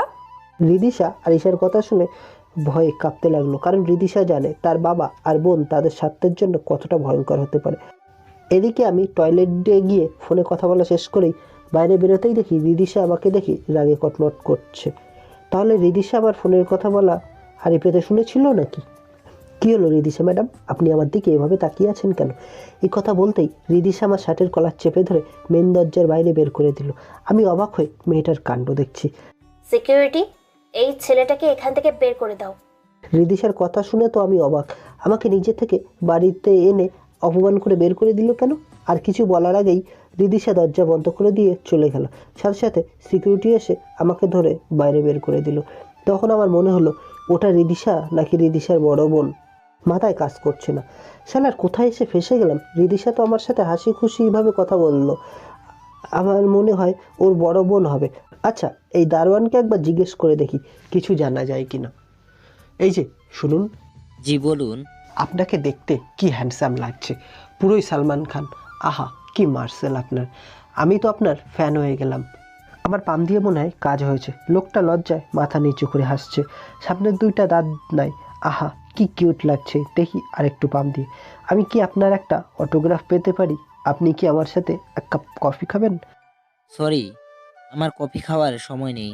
দারোয়ানের কথা শুনে আমার হার্ট অ্যাটাক করার মতো অবস্থা। নিজেকে কন্ট্রোল করলাম। আচ্ছা ঠিক আছে, কফি খাওয়ার দরকার নেই। আমার কিছু প্রশ্ন ছিল আপনার কাছে। দারোয়ান সাথে সাথে উঠে কোথায় যেন চলে গেল। কি আর করার, হয়তো বুঝতে পেরেছে কিছু জিজ্ঞেস করব।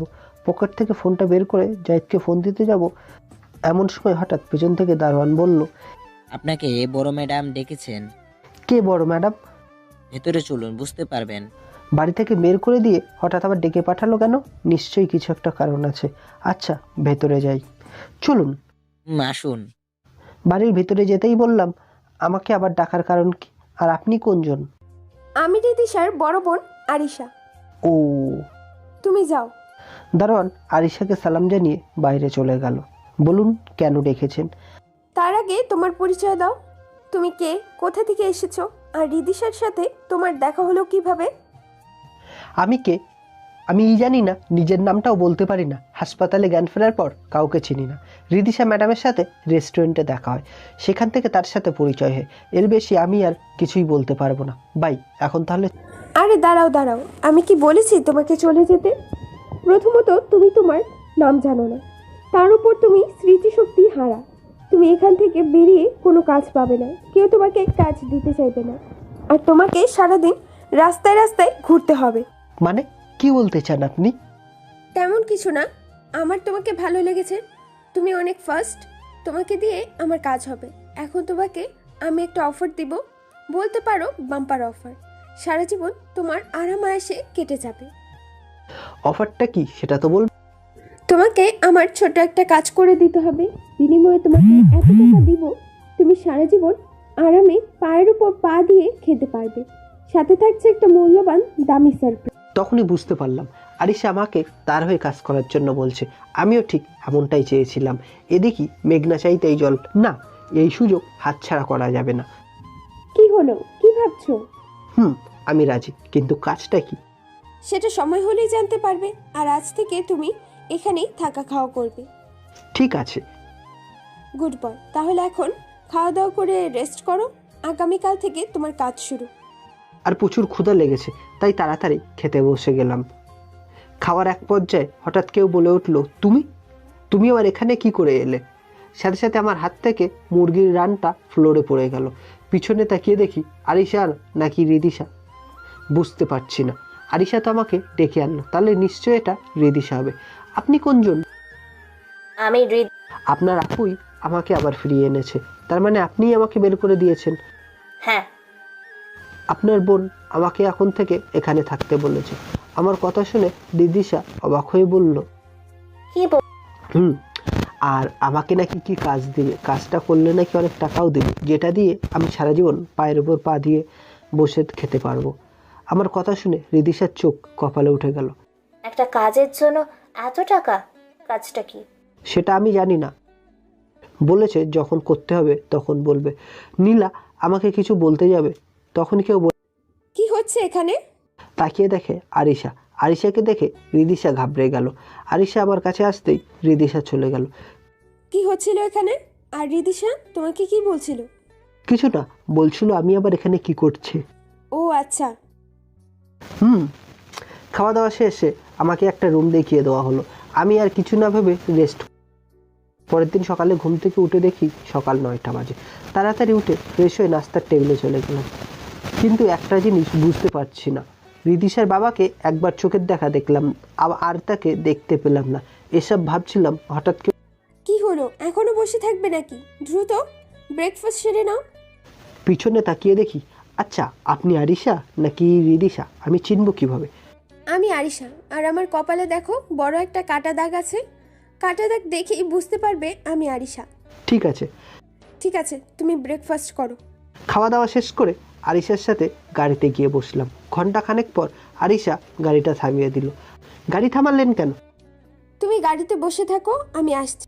যাক ভালোই হলো, এই সুযোগটা কাজে লাগাই। দেখতে পেলাম আরিশা একটা বড় শপিং মলে ঢুকলো। প্রায় 1 ঘন্টার উপরে হয়ে গেছে, কিন্তু আরিশার কোনো খবর নেই। আবারও গাড়িতে বসে থাকতে বোরিং লাগছে, তাই আমিও শপিং মলের ভিতরে চলে গেলাম।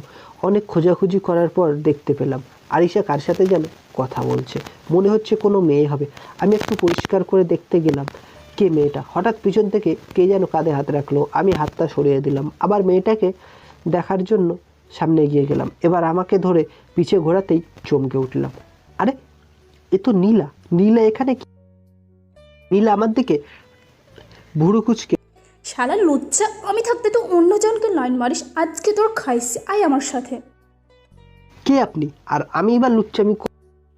বাহ, একটু আগে তো ওই মেয়ে দুটাকে উকি মেরে দেখছিলে। আপনি যেটা ভাবছেন সেটা না, আসলে কে ডাকবো ওদের? ওই আপু। আর কিছু বলার আগেই নীলার মুখটা চেপে দিলেন। ওই কি করছেন? কি আমাকে কি মার খাওয়াবেন নাকি? তোর মতো লুচ্চা মায়ের খাওয়া দরকার। প্রথমে আমার সাথে, তারপর আমার ফ্রেন্ড রিদিশার সাথে, আর এখন অন্য মেয়ে। তুই তো শালা সার্টিফিকেট ফাঁস করা লুচ্চা। ওই কি বলছেন এসব? ঠিকই বলেছি, আর আপনি করতে হবে না, চল আমার সাথে, আজকে তোরে আপনি বলো মজা বুঝা। আমি এখন কোথাও যেতে পারবো না, আমার জরুরি একটা কাজ আছে। জান তো এখন? কে, তুই যাবি না তো? না যাবো না। কে আপনি? আপনার সাথে যেতে হবে। শেষবারের মতো বলছি, যাবি কি যাবি না, না হলে কিন্তু চিৎকার দিব। এই রে, এ তো পুরো ক্ষেপে আছে। এখন এর সাথে না গেলে না জানি আবার কোন বিপদে ফেলে দেয়। আগে এদিকের আবহাওয়া ঠান্ডা করি। নীলা চিৎকার দিতে যাবে, তখন নীলার মুখটা চেপে ধরলাম। এদিকে আবার আরিশা আমার দিকেই আসছে। শালার পড়েছি এক মাইনকার চিপাই, কি যে করি। এদিকে নীলা আমার শার্টের কলার চেপে ধরে টানতে টানতে সবার সামনে শপিং মলের বাইরে নিয়ে গেল। কি হচ্ছে কি? কলার ছাড়েন বলছি, রাস্তার লোকজন দেখছে তো। দেখলে দেখুক, তাতে আমার কি? তুই গাড়িতে উঠবে কিনা বল? না, আমি উঠবো না। তুই উঠবি না? তোর আমাকে জোর করে গাড়িতে ওঠালো। নীলা নিজেই ড্রাইভিং করতে লাগলো। নীলা আমাকে তাদের বাসায় নিয়ে তার খালামণিকে ডাকতে লাগলো। কিছুক্ষণ পর এক ভদ্রমহিলা রান্নাঘর থেকে বেরিয়ে এলো। ইনি হয়তো নীলার খালা। কি রে মা, এভাবে চিৎকার চেঁচামেচি করছিস কেন? আর এই ছেলেটাই কে? এটাই সেই ছেলে। কি? এটাই সেই ছেলে? দেখুন আন্টি, আমি আপনার মেয়েকে চিনি না, আপনার মেয়েকে সামলে নিন। দেখছো খালামণি, এখনো বলছে আমাকে নাকি চেনে না। আর তুমি আমার খালামণি মানে ওরও খালামণি, আর ও কিনা তোমাকে আন্টি বলছে। আমার সাথে এমনটা করেছিল। আমি ভেবেছিলাম ও আমাকে ভালোবাসে না। পরে ওর বন্ধুরা আমাকে যখন বললো ও নাকি মাথায় আঘাত পেয়ে স্মৃতিশক্তি হারিয়ে ফেলেছে, তখন বুঝতে পেরেছে ওর আমাকে মনে নেই। তুমি এখনই কাজে ডাকো, আমি ওকে হারাতে চাই না। কি? আমি আপনাকে বিয়ে করব না, আমি আপনাকে চিনি না। তোমাকে কে বিয়ে করতে বলছে? বিয়ে তো আমি করব। ঠিক আছে মা, তুই ওকে তোর রুমে নিয়ে যা, আমি কাজী ডাকার ব্যবস্থা করছি। যে এখন তুমি আমার সাথে চলো, এখন একটু ওয়ানডে খেলা হবে, রাত্রে T20। না হ্যাঁ। নীলা আমাকে তার রুমে নিয়ে গিয়ে বলল, তুমি এই রুমে বসো, আমি খালামণির কাছ থেকে আসছি। নীলা আমাকে বসিয়ে রেখে বাইরে থেকে দরজা লাগিয়ে দিল, যাতে এই রে কাম সারছে। এখন আমি পালাবো কি করে? যে করেই হোক আমাকে এখান থেকে পালাতে হবে। নীলাকে আজ শয়তানে লাড়া দিচ্ছে। আজকে আমার সিঙ্গেল থেকে মিঙ্গেল বানাইবো। না, একটা উপায় তো বের করতেই হবে। অনেক চিন্তা ভাবনার পর ব্যালকনিতে চোখে পড়ল। এখন এই একটাই রাস্তা খোলা আছে। ব্যালকনি দিয়ে সোজা নিচে নেমে ওয়াল টপকে পালিয়ে গেলাম। হঠাৎ আমার করিম চাচার কথা মনে পড়লো, খুব দেখতে ইচ্ছা করছে। চলে গেলাম করিম চাচার গ্যারেজে। দূর থেকে দেখি মুখে হাত দিয়ে হতাশ হয়ে বসে আছে, দেখে খুব খারাপ লাগলো। এদিকে নীলা আবার করিম চাচা কাউকেই আসল কথা বলতে পারছি না। আর বেশি দেরি না করে ফিরে চলে আসলাম। এদিকে নীলা খুশি মনে দরজা খুলতেই দেখে আমি রুমে নেই, ওয়াশরুমেও নেই। বিছানার নিচে খুঁজলো, সেখানেও পেল না। নীলা ব্যালকনিতে এসে খুঁজলো, সেখানেও নেই। বুঝতে পারলো আমি ব্যালকনি দিয়ে পালিয়ে গেছি। মুহূর্তেই নীলার চোখ দিয়ে টপ টপ করে পানি পড়তে লাগলো। নীলা ব্যালকনি দিয়ে রুমে আসতে যাবে, হঠাৎ একটা মোবাইল ফোন পড়ে থাকতে দেখলো। মোবাইলটা ছিল আইফোন। নীলা আইফোন দেখে চমকে যায়, কারণ আমি একজন রিক্সা চালক। আমার কাছে এত দামি আইফোন কোথা থেকে আসলো? নীলা ফোনটা নিয়ে তার বিছানার উপর রেখে দিল। কিছু সময় পর ফোনটাতে কল আসলো। নীলা দেখতে পেল ফোনের স্ক্রিনে জাহিদের নাম লেখা। নীলা ফোনটা রিসিভ করতেই, সাকিব, তুই কোথায়? তোর কাজ কেমন চলছে? কিরে শালা, কথা বলছিস না কেন? দেখিস আবার রিদিশার প্রেমে পড়ে যাস না কিন্তু, তাহলে নীলা বাবির একটা মায়েরও মাটিতে পড়বে না। আর নীলা যদি একবার জানতে পারে তুই সব জেনে বুঝে করেছিস, তাহলে তো বুঝতেই পারছিস। কিরে হালার ফুদ, কথা বলছিস না কেন? আমি নীলা বলছি। সাকিব ভুল করে ফোনটা আমার বাসায় ফেলে গেছে। কি? আপনি সাকিব না? তাহলে সরি আপু, রং নাম্বার। ওই ফোন কাটবি না, তুই এক্ষুনি আমার সাথে দেখা করবি। তোর সাথে আমার জরুরি কথা আছে, তুই এক্ষুনি এই ঠিকানা চলে আয়। সরি আপু, ভুল করে রং নাম্বারে ডায়াল করে ফেলেছি। তোর সরির গুষ্টি কিলা, তুই আসবি নাকি আমি তোদের অফিসে আসবো? না থাক, আপনার আসতে হবে না, আমি আসতেছি। 10 মিনিটের মধ্যে হাজির হবি। নীলা ফোনটা কেটে দিয়ে একটা রেস্টুরেন্টে গিয়ে বসলো। কিছুক্ষণ পর জাহিদও এসে হাজির। হাসার জন্য ধন্যবাদ। এই ওইটা, এখানে 2 কাপ কফি দাও। ওইটার কফি দিয়ে যেতেই দুজন কফি খেতে লাগলো। এবার বল সাকিব এখন কোথায়? আর সাকিব রিদিশার বাসায় কি করছে? সব কিছু খুলে বলবি, নয়তো আমাকে ইপটিজিং করছিস বলে এখানকার পাবলিকের হাতে গণদোলায় খাওয়াবো। বলছি আজকে আপনার কাছ থেকে কিছুই লুকাবো না, কিন্তু এখানে বলা ঠিক হবে না, আশেপাশে অনেক মানুষ আছে। আচ্ছা ঠিক আছে, আয় আমার সাথে। নীলা জাহিদের সাথে নিয়ে লেকের পাড়ে চলে গেল। নীলার প্রিয় জায়গা। জায়গাটা তো খুব সুন্দর।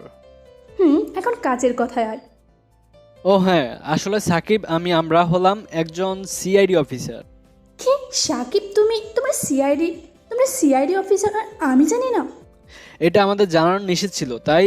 আর সাকিব কোনো রিক্সা চালক না, সাকিব এই শহরের টপ বিজনেসম্যানদের মধ্যে একজন আশরাফ ইসলামের ছেলে। নীলা যতই শুনছে ততই যেন অবাক হচ্ছে। আর স্মৃতিশক্তি হারিয়ে যাওয়া সেটা ওটাও একটা অভিনয়। মানে? আপনি নিশ্চয়ই আরএক্স এর নাম শুনেছেন। এটা একটা মাফিয়া গ্যাংয়ের নাম। উপর থেকে এই আরএক্সকে খুঁজে বের করার দায়িত্বটা আমাদের সিআইডি টিমের উপর পড়েছে। ও এই ব্যাপার, কিন্তু আমি কিছুই জানি না। আমি সাকিবের সাথে দেখা করতে চাই, ওকে এখন কোথায় পাবো? সাকিব এখন রিদিশাদের বাড়িতে রিদিশার সাথে প্রেম করছে। রিদিশার সাথে প্রেম করার ছুটাচ্ছি ওর। আচ্ছা ঠিক আছে, আমি তাহলে এখন আসি। আর শোনো, তুমি আমাকে সব কিছু বলে দিয়েছো, সাকিব যেন এটা না জানতে পারেন। পাগল নাকি? পরে আমার ফ্রেন্ড খুলে নিবে। জাহিদ চলে যেতে নীলা কিছুক্ষণ ঘোরাঘুরি করে বাসায় চলে এলো। এদিকে আমার ফোনের কথা মনে পড়তেই আমার ফোন খুঁজতে লাগলাম, কিন্তু কোথাও আমার ফোনটাকে খুঁজে পেলাম না। অনেক খোঁজাখুঁজি করার পর হঠাৎ মনে পড়লো নীলাদের বাসা থেকে পালাতে গিয়ে ফোনটা ব্যালকনিতে পড়েছিল। এই রে, এখন কি করি? এখন তো নীলার বাসায় গেলে আবার পাগলামি শুরু করে দেবে। হতাশ হয়ে বাসায় ফিরলাম। বাসায় ঢুকতেই দেখি একবার বিদিশা আরিশার রুমে আর একবার আরিশা বিদিশার রুমে। প্রায় 5-7 বার এরকম করার পর শেষে রিদিশা আরিশার রুমে গিয়ে আর বের হলো না। কিছুক্ষণ পর আবার বেরিয়ে এলো, কিন্তু এটা আরিশা নাকি রিদিশা? ও হ্যাঁ, মনে পড়েছে, আরিশার কপালে একটা কাটা দাগ আছে, কিন্তু এর নেই। তাহলে এটা রিদিশা হবে। রিদিশা, দাঁড়াও। রিদিশা আমার দিকে তাকিয়ে একটা মুচকি হাসি দিয়ে রুমে চলে গেল। আমিও রুমে যাব এমন সময় আরিশার রুম থেকে ফিসফিসিয়ে আওয়াজ আসলো। আমি চুপচাপ আরিশার কথা বলা শুনতে লাগলাম। ফোনের উপাস থেকে পুরস্কার। ম্যাম, আমাদের হাতে আর মাত্র 3 দিন সময় আছে। এই 3 দিনের মধ্যে আমাদের মিসাইল ছোড়ার উপযুক্ত সময় বলে জানিয়েছেন কর্নেল টমাস। আমরা তাকে জানিয়েছি আপনার সাথে কথা বলার জন্য। নিন, কথা বলুন। How are you? You Mrs Ayesha? Hi mister colonel Thomas, I am fine. এভাবে তারা দুজনে আরও কিছুক্ষণ ইংলিশে কথা। তবে আরিশার কথা শুনে যতদূর বুঝতে পারলাম তারা কোনো মিসাইল ছোড়ার কথা বলছে, সেটাও 3 দিনের ভিতর। তার মানে হাতে আর মাত্র 3 দিন সময় আছে। শালার ফোনটাও নেই, কি যে করি। পরের দিন সকালে সোফা সেটে বসে আছি, হঠাৎ নীলা আরিশার সাথে উপর থেকে নামছে, কাম সারছে। এখানে কি করছে? হঠাৎ দেখি নীলা আর রিদিশা আমার দিকেই আসছে। হঠাৎ পিছন থেকে আরিশা রিদিশাকে ডাক দিল। তখন রিদিশা দুজনেই আরিশার দিকে ঘুরে দাঁড়ালো। আমি আর দাঁড়িয়ে না থেকে কেটে পড়লাম। কিছুক্ষণ পর দেখি নীলা আমার রুমের দরজা বন্ধ করে দিয়ে রাগে কটমট করতে করতে আমার দিকেই আসছে। আমি শুয়ে পড়লাম। নীলা লাফিয়ে আমার উপরে পড়ল। ওরে বাবা গো, আমার কোমরটা ভেঙে গেল রে। এই, আপনি এখানে কি করছেন? আর আপনিই বা আমার পেছনে পড়ে আছেন? কারণ তোমাকে আমি ভালোবাসি। তোমাকে বলেছিলাম বসে থাকতে, তুমি পালিয়ে আসলে কেন? আমি কেন বসে থাকতে যাব? আর আপনি কে? তখনই নীলা আমার মোবাইলটা আমাকে দেখিয়ে বলল, এটার জন্য আমি এসেছিলাম তোমার ফোনটা দেওয়ার জন্য। ঠিক আছে, তোমার না লাগলে আমি চলে যাচ্ছি। এই না না, ফোনটা দিয়ে যান প্লিজ, আমার খুব। কেন? তুমি তো আমাকে চলে যেতে বললে। আপনি চলে যান, ফোনটা তো দিয়ে যান। আমার সাথে প্রেমের অভিনয় করায় এখন রিদিশার সাথে প্রেম করছো? খবরদার, আমি ছাড়া যদি ওই রিদিশাকে ভালোবাসিস তাহলে জানা মেরে দিব কিন্তু। নীলা ফোনটা দিয়ে চলে গেল, আর আমি নীলার দিকে অবাক হয়ে তাকিয়ে আছি। তখন আমার গতকালের রাতের কথা মনে পড়ে গেল। হাতে আর মাত্র 2 দিন সময় আছে, যা করার আমাকে আজ রাতের ভিতরে শেষ করতে হবে। তৎপর রুমের দরজা বন্ধ করে জানলা দিয়ে বাড়ির দেওয়াল টপকে চলে গেলাম। কাজ শেষ করে এসে আবার ভোর হওয়ার আগেই জানলা দিয়ে রুমে চলে এলাম। অবশেষে এলো সেই দিন, যে দিনটার জন্য অপেক্ষা করে আছি। আরিশা আর রাশেদ রহমান বাসা থেকে বের হতেই কিছুক্ষণ পর আমি বেরোতে যাব, তখনই পিছন থেকে রিদিশা ডাকে। কি হয়েছে, ডাকছেন কেন? আজ কি তোমার কোনো জরুরি কাজ আছে নাকি? তাড়াহুড়ো করে কোথায় যাচ্ছ? হ্যাঁ, আজ আমার একটা অনেক বড় কাজ আছে, ফিরে এসে তখন সব বলবো। আমি বাসা থেকে বেরিয়ে আমার টিভির সবাইকে আরএক্সের আস্তানায় আসতে বললাম। প্রায় 1.5 ঘন্টা পরে সবাই আরএক্সের গোপন আস্তানায় পৌঁছে গেল। এখানে কোথায় ওদের আস্তানা? এখানে চারদিকে তো জঙ্গল আর জঙ্গল। স্যার, এই দেখুন, এই ঢাকনাটা ওদের প্রবেশের পথ। একটু দাঁড়ান, ম্যাজিক দেখতে পাবেন। আমি ইচ্ছা করে অনেকক্ষণ অ্যালার্মটা চেপে ধরলাম, যাতে সবাই বাইরে বেরিয়ে আসে আর আমাদের তাদের মারতে সুবিধা হয়। আমি হলোগ্রাম মূর্তিটা সেট করে দিলাম। আপনাদের হয়তো জানতে আগ্রহ হচ্ছে হলোগ্রাম মূর্তি কি।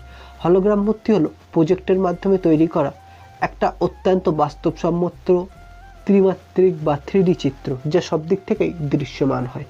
এর চারপাশ দিয়ে হাঁটলেও সেটি যে একটি পর্দায় প্রতিকৃত ছবি তা বোঝা যায় না, বরং 3D চিত্রটিকে একটি সত্যিকারের ত্রিমাত্রিক বস্তু বলে মনে হয়। হলোগ্রাম মূর্তি এখনকার জেনারেশনদের জন্য একটা আধুনিক সায়েন্স। চলুন আবার গল্পে ঘুরি। হলোগ্রাম মূর্তি সেট করে আমাদের যার যার পজিশন নিয়ে নিলাম। সন্ত্রাসীরা দুইজন করে বের হতে লাগলো। দুইজন বের হয়ে দেখতে পেল আমরা ওদের সামনে বুক খুলে এগিয়ে আসছি। ওরা আমাদের দেখা মাত্র গুলি করার প্রস্তুতি নিচ্ছে। তার আগেই আমরা ওদের এক এক করে শেষ করে দিতে লাগলাম। এভাবে আমরা প্রায় 40 জন সন্ত্রাসীকে মেরে ফেললাম। এবার অনেকক্ষণ হলো কেউ বাইরে আসছে না। হঠাৎ আবার দুইজনে বাইরে এলো, এ দুটোকেও শেষ করে দিলাম। এবার আমাদের পথ অনেকটা সহজ হয়ে গেল। আমরা নিশ্চিন্তে ভেতরে ঢুকে গেলাম। ভিতরে ঢুকতেই দেখি এখানে মিসাইল বানানোর কাজ চলছে। ইতিমধ্যে অনেকগুলো মিসাইল তৈরি করা হয়েছে, কিন্তু আজকে যে মিসাইলটি তারা ছুটতে চেয়েছে সেটি খুবই ভয়ানক। এই মিসাইলটি 4টি অংশ নিয়ে গঠিত: টার্গেট অথবা গাইডেন্স, ফ্লাইটিং সিস্টেম, ইঞ্জিন এবং ওয়ারহেড। ক্ষেত্রবিশেষ নানা রকম কাজের জন্য বিশেষভাবে তৈরিকৃত ক্ষেপণাস্ত্র ব্যবহার করা হয়, যেমন ভূমি থেকে ভূমি এবং আকাশ থেকে ভূমি, আকাশ থেকে আকাশ, ভূমি থেকে আকাশ অথবা অ্যান্টি স্যাটেলাইট ক্ষেপণাস্ত্র। এখানেও আমরা হলোগ্রাম মূর্তি ব্যবহার করে সামনের দিকে এগোতে থাকলাম। হঠাৎ আরিশা আমাদের দেখতে পেয়ে আমাদের দিকে বন্দুক তাক করলো।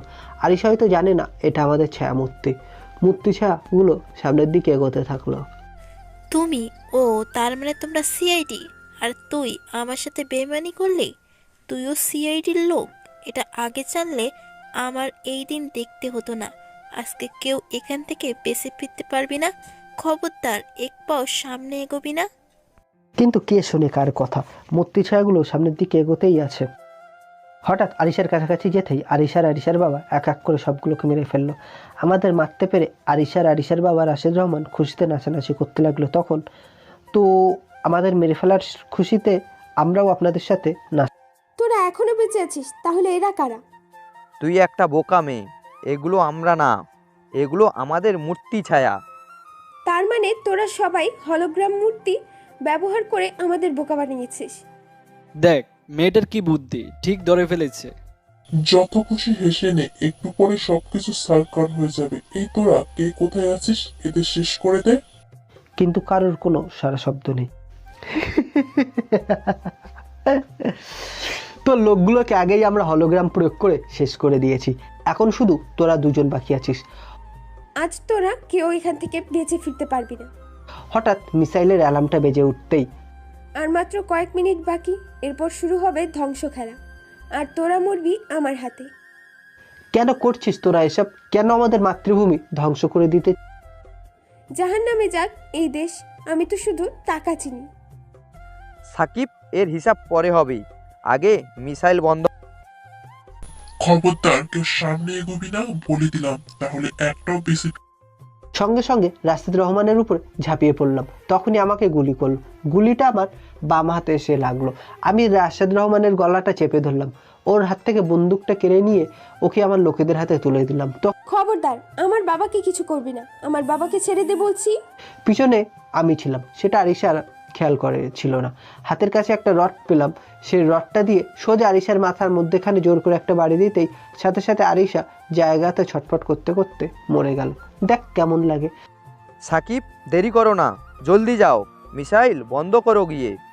ঢুকেই দেখি এক বিদেশি লোক মিসাইল ছোড়ার অপেক্ষায় আছে। লোকটা আমাকে দেখে আমাকে মারার জন্য এগিয়ে আসলো। কাছে আসতেই ব্যাটার জায়গা মতো বসিয়ে দিলাম। শালা এখন ইংলিশ বলতে শুরু করেছে। আরেকটা দিব নাকি মিসাইলটা অফ করবি?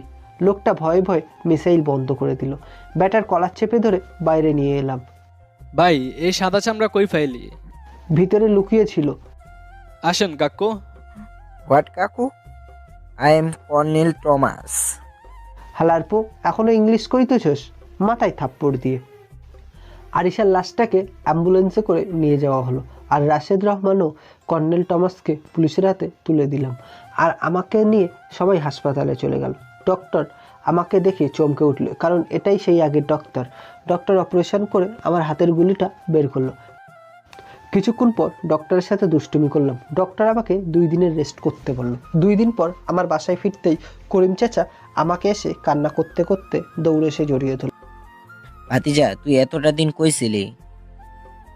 তোরে আমি কত খুঁজাছি, তোর কলেজেও গিয়াছিলাম, তোর বাপেও আইসাও তোরে খুঁজা পাই। হঠাৎ তখন বাবা এসেও কান্নাকাটি শুরু করে দিল। আরে তোমরা কান্নাকাটি বন্ধ করো, আমার কথাগুলো শোনো। বল। তখন আমি সব কিছু খুলে বললাম। হঠাৎ তখন নীলা এসে আমাকে জড়িয়ে ধরে কান্নাকাটি করতে লাগলো। আরে আপনি আবার আমার পিছনে পড়ে আছেন। নীলা তখন হয়ে গেল। আরে আমি তো মজা করছিলাম নীলা, ইনি আমার বাবা। কি ইনি তোমার বাবা? আগে বলবা না? আসসালামু আলাইকুম আব্বু, সরি আমি আপনাকে চিনতে পারি। ঠিক আছে, সমস্যা নেই। তোকে আমার খুব পছন্দ হয়েছে, তোকে আমার ছেলের বউ বানাবো। হ্যাঁ শখ কত, আমি কখনোই ওকে বউ বানাবো না। আমি রিদিশাকে ভালোবাসি, রিদিশা খুব ভালো মেয়ে, ও তো একটা বজ্জাত মেয়ে। আমার কথা শুনে নীলার আগে ফুসছে। বাবা আপনার ছেলেকে আমি নিয়ে যাচ্ছি, ওর সাথে আমার অনেক হিসাব বাকি। ঠিক আছে, তোমার জিনিস তুমি নিয়ে যাও। বাবা আর চাচা শুধু অবাক হয়ে দেখতে লাগলো। করিম চাচা, কুকু, করিম ভাই, চলো আমরাও ওদের বিয়ের বোঝাপড়া করি। কয়েকদিন পর আমাদের বিয়ে হয়ে গেল, কিন্তু শুধু আমার না, আমি প্লাস নীলা, জাহিদ প্লাস রিয়া, আবির প্লাস শান্তা। আহারে আমাদের পাঠকরা 3টে বিয়ের দাওয়াত পেল না। আব্বা কামটা করলো কি? এইটা নিশ্চয়ই করিম চাচার বুদ্ধি। আপনারা সবাই করিম চাচার রিক্সা বেচে খান। এখন চলুন বাসর ঘরে যাওয়া যাক, রাত 2টা বেজে গেছে। না জানি 3জনের কপালে কি। রুমে ঢুকতেই দেখি 3জন রুমের সামনে দাঁড়িয়ে। আমার রুমের সামনে রিদিশা, আবিরের রুমের সামনে তাসিফিয়া, আর জাহিদের রুমের সামনে রবিন। প্রত্যেকে একজনের বাজেট 50,000 করে। খাইছে আমারে, এখন এত টাকা কই পামু? সেটা আমি জানি না। জাহিদের কসম, একটা বার ভিতরে ঢুকতে দাও, ভেতর থেকে দরজা বন্ধ কইরা দিমু। ওই হালা, আমার কসম দিলি কে? চুপ থাক খালা, তোর লইগা আমরাও ফাইসে গেছি। অবশেষে 3 বন্ধু মিলে 1 লক্ষ টাকা দিয়ে বাসর ঘরে ঢুকলাম। রুমে ঢুকে দরজা বন্ধ করে আস্তে আস্তে নীলার কাছে গেলাম। নীলা আস্তে আস্তে আমার কাছে এগিয়ে এসে সালাম করলো। আমি ভাবলাম যখন সালাম করেছে হয়তো তাহলে রেগে নেই, তাই ভাবলাম একটু সুযোগ নিয়ে মজা করা যাক। বেঁচে থাকো হে বৎস, স্বামী সন্তান নিয়ে সুখে শান্তিতে সংসার করো। নীলা আমার কথা শুনে আমার পাঞ্জাবির কলারটা চেপে ধরলো। এমনিতেই তো ক্লাসে দেরি করে আসছস, তার উপর আবার আমার সাথে মজা করা হচ্ছে। সাথে সাথে নীলা আমাকে ধাক্কা দিয়ে বিছানার উপরে ফেলে দিল, লাইটটা অফ করে দিল। বিশ্বাস করুন, তারপর আমি অন্ধকারে আর কিছুই দেখিনি।